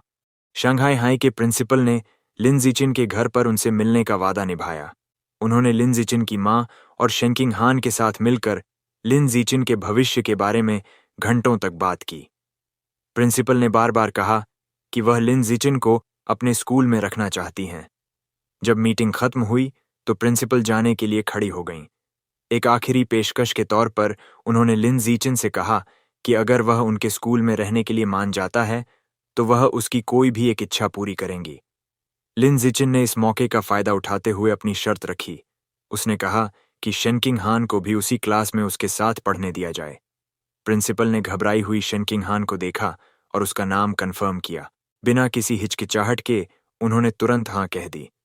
मुस्कुराते हुए उन्होंने उन दोनों से कहा कि नए स्कूल ईयर के लिए वे साथ में शानहाई हाई में रिपोर्ट करें। बहुत खुश होकर लिन जिचिन और शेनकिंग हान ने उनका धन्यवाद किया। हाई स्कूल का भविष्य सुरक्षित होने के बाद लिन जिचिन ने अपनी आखिरी junior high martial arts tournament में भाग लिया। जैसा कि उम्मीद थी, उसकी जबरदस्त ताकत ने उसकी टीम को आसानी से एक और चैंपियनशिप दिला दी। उसने प्राइज मनी का इस्तेमाल आखिरकार गोस्ट शैडो स्क्विड कोडेक्स को अनलॉक करने के लिए करने का फैसला किया। वह सिर्फ 20% ही दूर था और नई प्राइज मनी इस प्रोग्रेस बार को पूरा करने के लिए काफी थी। यह नहीं जानते हुए कि क्या होगा, वह सुरक्षा के लिए शंघाई के बाहर एक सुनसान जंगल में चला गया। समय बर्बाद न करते हुए उसने स्क्विड के मांस के आखिरी टुकड़े से जीवन सार लाइफ एसेंस खाना शुरू कर दिया। एक शक्तिशाली नीली ऊर्जा उसे घेर लेती है, क्योंकि एक सिस्टम नोटिफिकेशन इस बात की पुष्टि करता है कि वह बड़ी मात्रा में एसेंस अब्जॉर्ब कर रहा है। उसकी आंखें फैल गईं, क्योंकि उसे ताकत का एक आखिरी उछाल महसूस हुआ और कोडिक्स का प्रोग्रेस बार 100% पर पहुंच गया। एक नई नोटिफिकेशन ने घोषणा की कि उसने गोस्ट शैडो स्क्विड कोडेक्स को अनलॉक कर लिया है और एक नया biological attribute blessing of liquid affinity हासिल कर लिया है। यह क्षमता पानी के साथ उसकी एफिनिटी को बढ़ाती है, जिससे वह पानी वाले वातावरण में आजादी से घूम सकता है और गायब भी हो सकता है। हालांकि जब शक्ति शांत हो गई तो वह शांत जंगल में खड़े होकर स्क्विड के नरम टेंटिकल्स पकड़े हुए था और महसूस कर रहा था कि उसकी नई क्षमता थोड़ी अंडरवेलमिंग है। फिर भी अंडरवेलमिंग महसूस करते हुए लिन जिचिन अपनी नई क्षमता को पास के एक तालाब में आजमाता है। उसे पता चला कि उसके ब्लेसिंग ऑफ लिक्विड एफिनिटी के कुछ फायदे हैं। वह अपनी त्वचा पर झुर्रियां पड़े बिना लंबे समय तक पानी में रह सकता था और कम वाटर रेजिस्टेंस के कारण तैरना बहुत आसान था। हालांकि कोई और खास प्रभाव नहीं था। वह पानी में बैठ गया और तर्क दिया कि चूंकि गोस्ट शैडो स्क्विड एक लो टियर बीस्ट है, इसलिए यह जायज है कि क्षमता बहुत शक्तिशाली नहीं है। वह तय करता है कि बेहतर गुण एट्रीब्यूट्स पाने के लिए उसे या तो हायर ग्रेड बीस्ट मीट के लिए पैसे बचाने होंगे या खुद शक्तिशाली वाइल्ड म्यूटेंट बीस्ट्स का शिकार करने के लिए इतना मजबूत होना होगा। विशाल म्यूटेंट चूहों की भयावह याद उसकी दृढ़ता को मजबूत करती है और वह अपनी मुट्ठी भींच लेता है, मजबूत होने के लिए दृढ़ संकल्पित होकर। स्कूल शुरू होने में एक हफ्ते से भी कम समय बचा था तो लिन जिचिन की मां और शेनकिंग हान के परिवार ने उसकी नई लिक्विड एफिनिटी को बेहतर ढंग से समझने के लिए एक यात्रा पर जाने का फैसला किया। लिन जिचिन ने सुझाव दिया कि वे समुद्र तट बीच पर चलें। जब वे समुद्र में खड़े थे तो शेनकिंग हान कांप उठी और शिकायत करने लगी कि समुद्र का पानी ठंडा है। लिन जिचिन हालांकि पूरी तरह से कंफर्टेबल महसूस कर रहा था।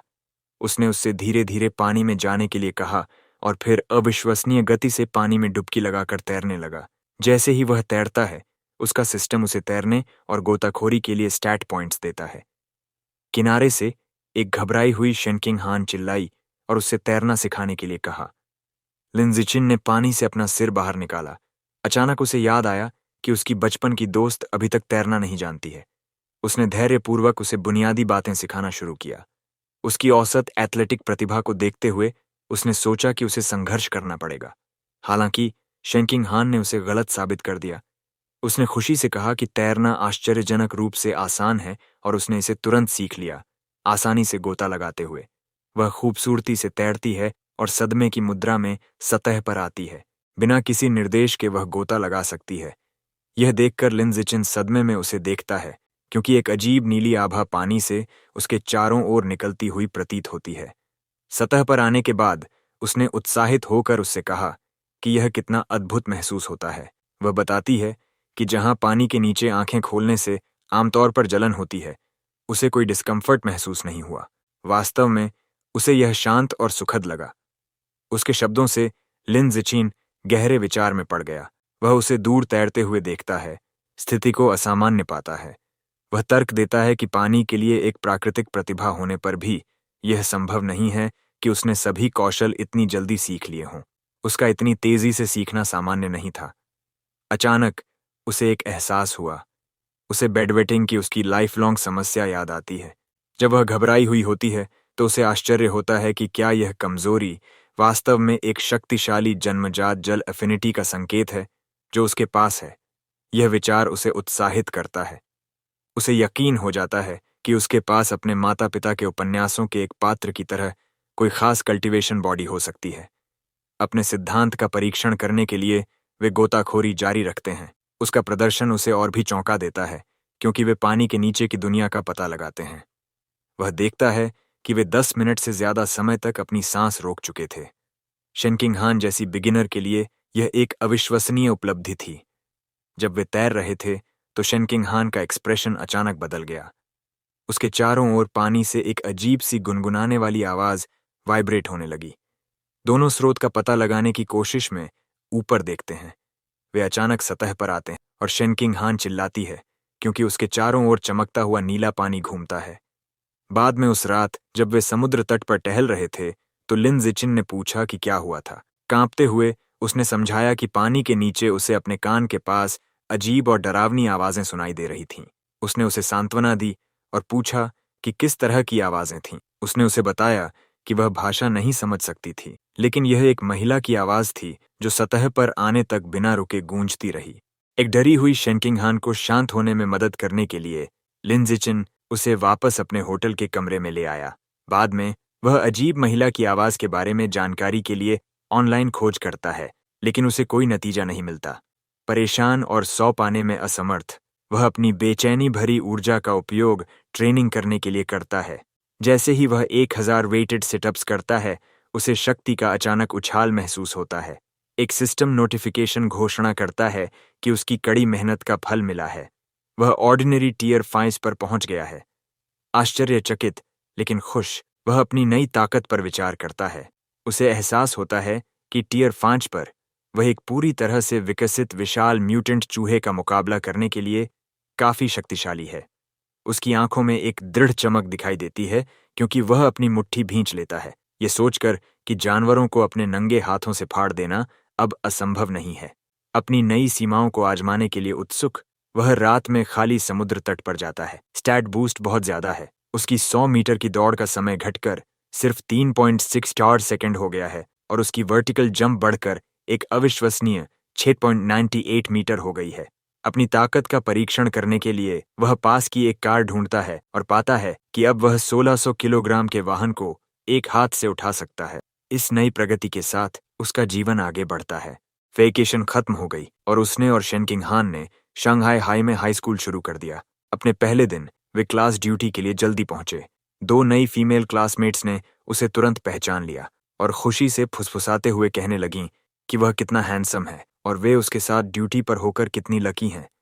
हालांकि उसे यह जानकर आश्चर्य हुआ कि उसके क्लासमेट्स उसे जानते हैं, लेकिन कुछ और भी अप्रत्याशित हुआ। सिर्फ क्लास ड्यूटी करने से एक नई सिस्टम क्वेस्ट शुरू हो गई। इस अचीवमेंट के लिए एक नए बायोलॉजिकल एट्रीब्यूट, सोशल एनिमल के लिए 8000 कोऑपरेटिव टास्क्स को पूरा करने की आवश्यकता है। जब वह शेनकिंग हान के साथ क्लासरूम साफ करता है तो वह सोचता है कि यह नया एट्रीब्यूट क्या करेगा। चूंकि स्कूल ईयर अभी शुरू हुआ है, इसलिए वह स्कूल के बाद विशाल सुपरमार्केट जाने का मौका लेता है। अब जब उसने गोस्ट शैडो स्क्विड कोडेक्स को अनलॉक कर लिया है तो वह जानता है कि उसकी क्षमता के लिए एक नया लक्ष्य चुनने का समय आ गया है। जैसे ही वह महंगे बीस्ट मीट सेक्शन में ब्राउज करता है, उसकी आंखें एक नई चीज पर टिक जाती हैं। रेफ्रिजरेटेड केस में से एक में एक भयानक विशाल ईगल का पैक किया हुआ सिर है, जिसकी कीमत 2000 युआन पर जिन है। एक उत्सुक मुस्कान उसके चेहरे पर फैल जाती है, क्योंकि वह पैकेज उठाता है, अपना फैसला करते हुए ये उसका अगला टारगेट होगा। कुछ मोमेंट बाद लिन जिचिन ने ध्यान से जानकारी को पढ़ा। वायलेट ईगल को एक ऐसा जानवर क्लासिफाइड किया गया था जो गोस्ट स्क्वाड से थोड़ा ज्यादा एडवांस्ड था। इसकी आईसाइट 30 गुना ज्यादा तेज थी और हंटिंग के लिए अनमैच्ड थी। यह प्राणी बद्धा, फेरोशियस और पावरफुल था, जो एक तेज खरगोश को भी पकड़ दिया सकता था।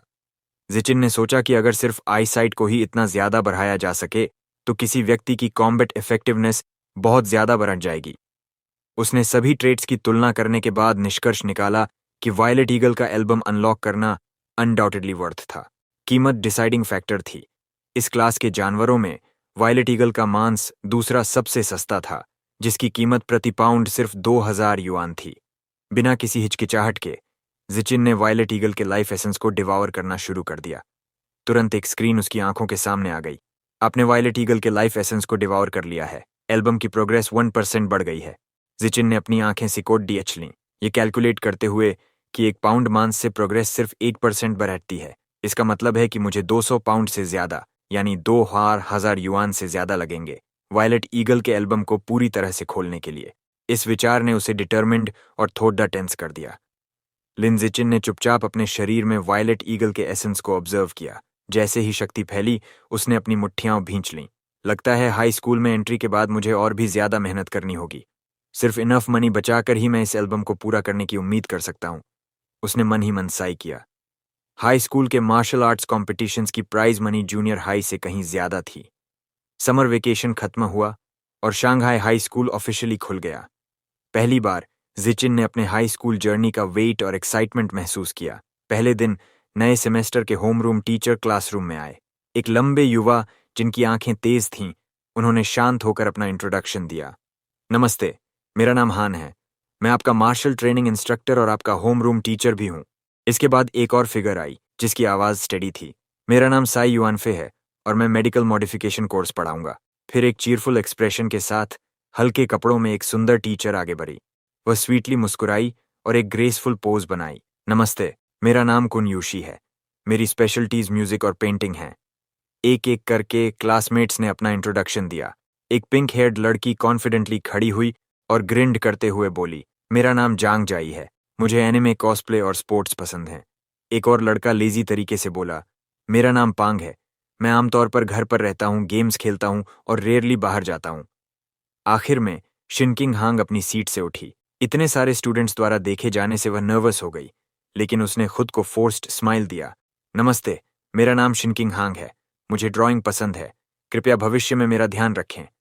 जैसे ही इंट्रोडक्शंस के बाद माहौल शांत हुआ, एक लड़की अचानक शिनकिंग हांग की ओर क्यूरियस आंखों से मुड़ी।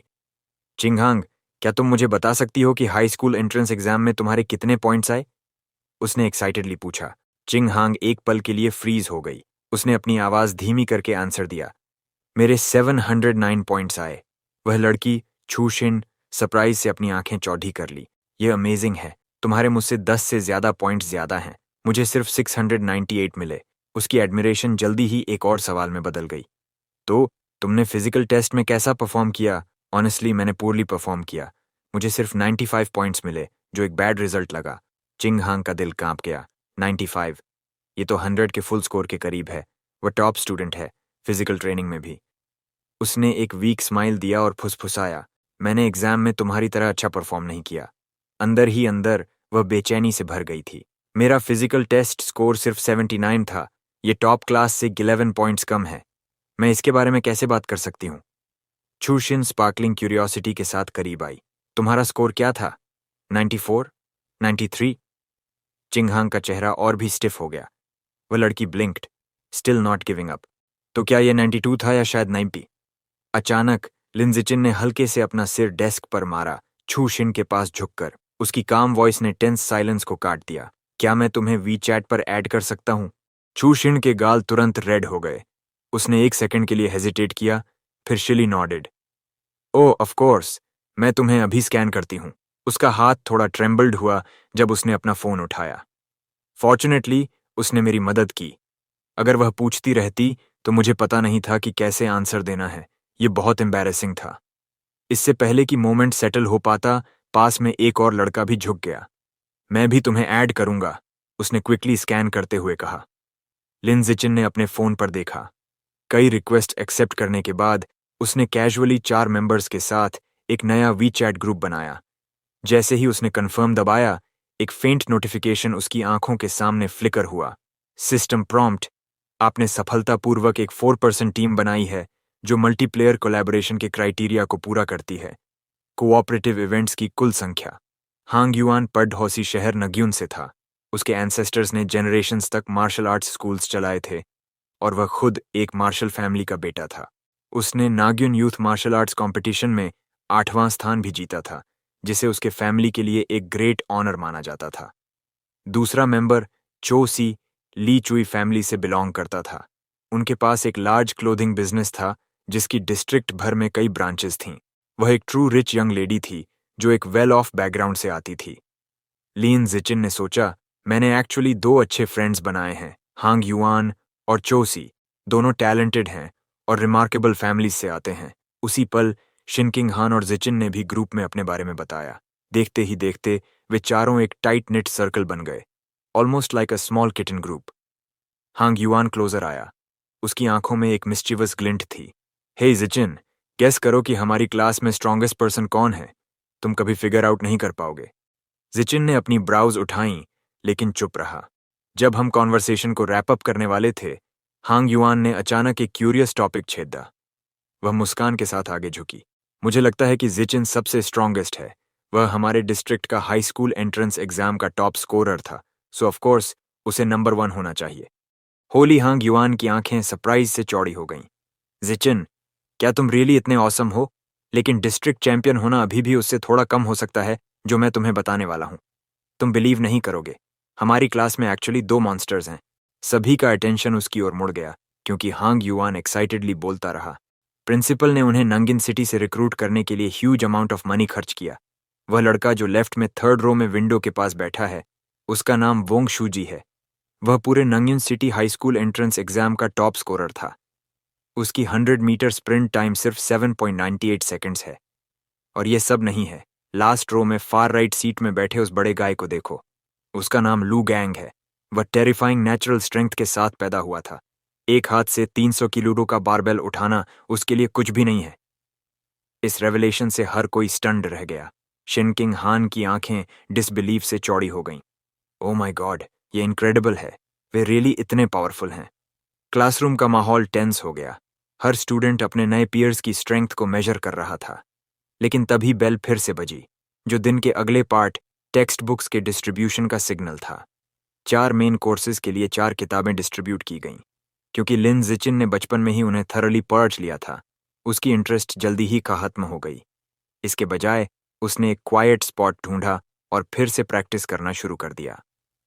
रेड गॉड कल्ट का थ्रेट अभी भी मौजूद है, उसने सोचा। पुलिस ने कुछ हेरेटिक्स को गिरफ्तार किया होगा, लेकिन रेड किंग का अभी भी कोई ट्रेस नहीं है। मुझे अपनी स्ट्रेंथ को और ज्यादा बढ़ाना होगा, कम से कम लेवल 6 तक, ताकि मैं उन स्ट्रेंज रेड मॉन्स्टर्स का सामना कर सकूं जब समय आएगा। उस दोपहर पहला प्रैक्टिकल कोर्स शुरू हुआ, wilderness survival class. Teacher students के सामने खड़े हो गए और एक सवाल उठाया। क्या यहाँ कोई जानता है कि 2 स्टिक्स को आपस में रगड़कर आग कैसे लगाई जाती है? हैंग युआन ने अपना सिर खुजलाया और केयरलेसली फुसफुसाया। कौन इस तरह की चीज सीखने में टाइम वेस्ट करेगा? ये डेली लाइफ में यूजलेस है। इससे पहले कि टीचर रिस्पॉन्स दे पाते, वोंग शूजी और लू गैंग आगे बढ़े। प्रत्येक ने 2 वुडन स्टिक्स उठाई और उन्हें स्किलफुली रगड़ना शुरू कर दिया। स्पार्क्स फ्लिकर हुई, फिर एक फ्लेम जल्दी ही जल उठी। टीचर की आंखें एक्साइटमेंट से चौड़ी हो गईं। इनक्रेडिबल, तुम दोनों एक्चुअली स्टिक्स को रगड़कर आग लगा सकते हो। ये अमेजिंग है। बाकी क्लास ऑ में फुसफुसा रही थी। वोंग शूजी और लू गैंग के अनएक्सपेक्टेड विल्डरनेस स्किल्स पर सरप्राइज थी।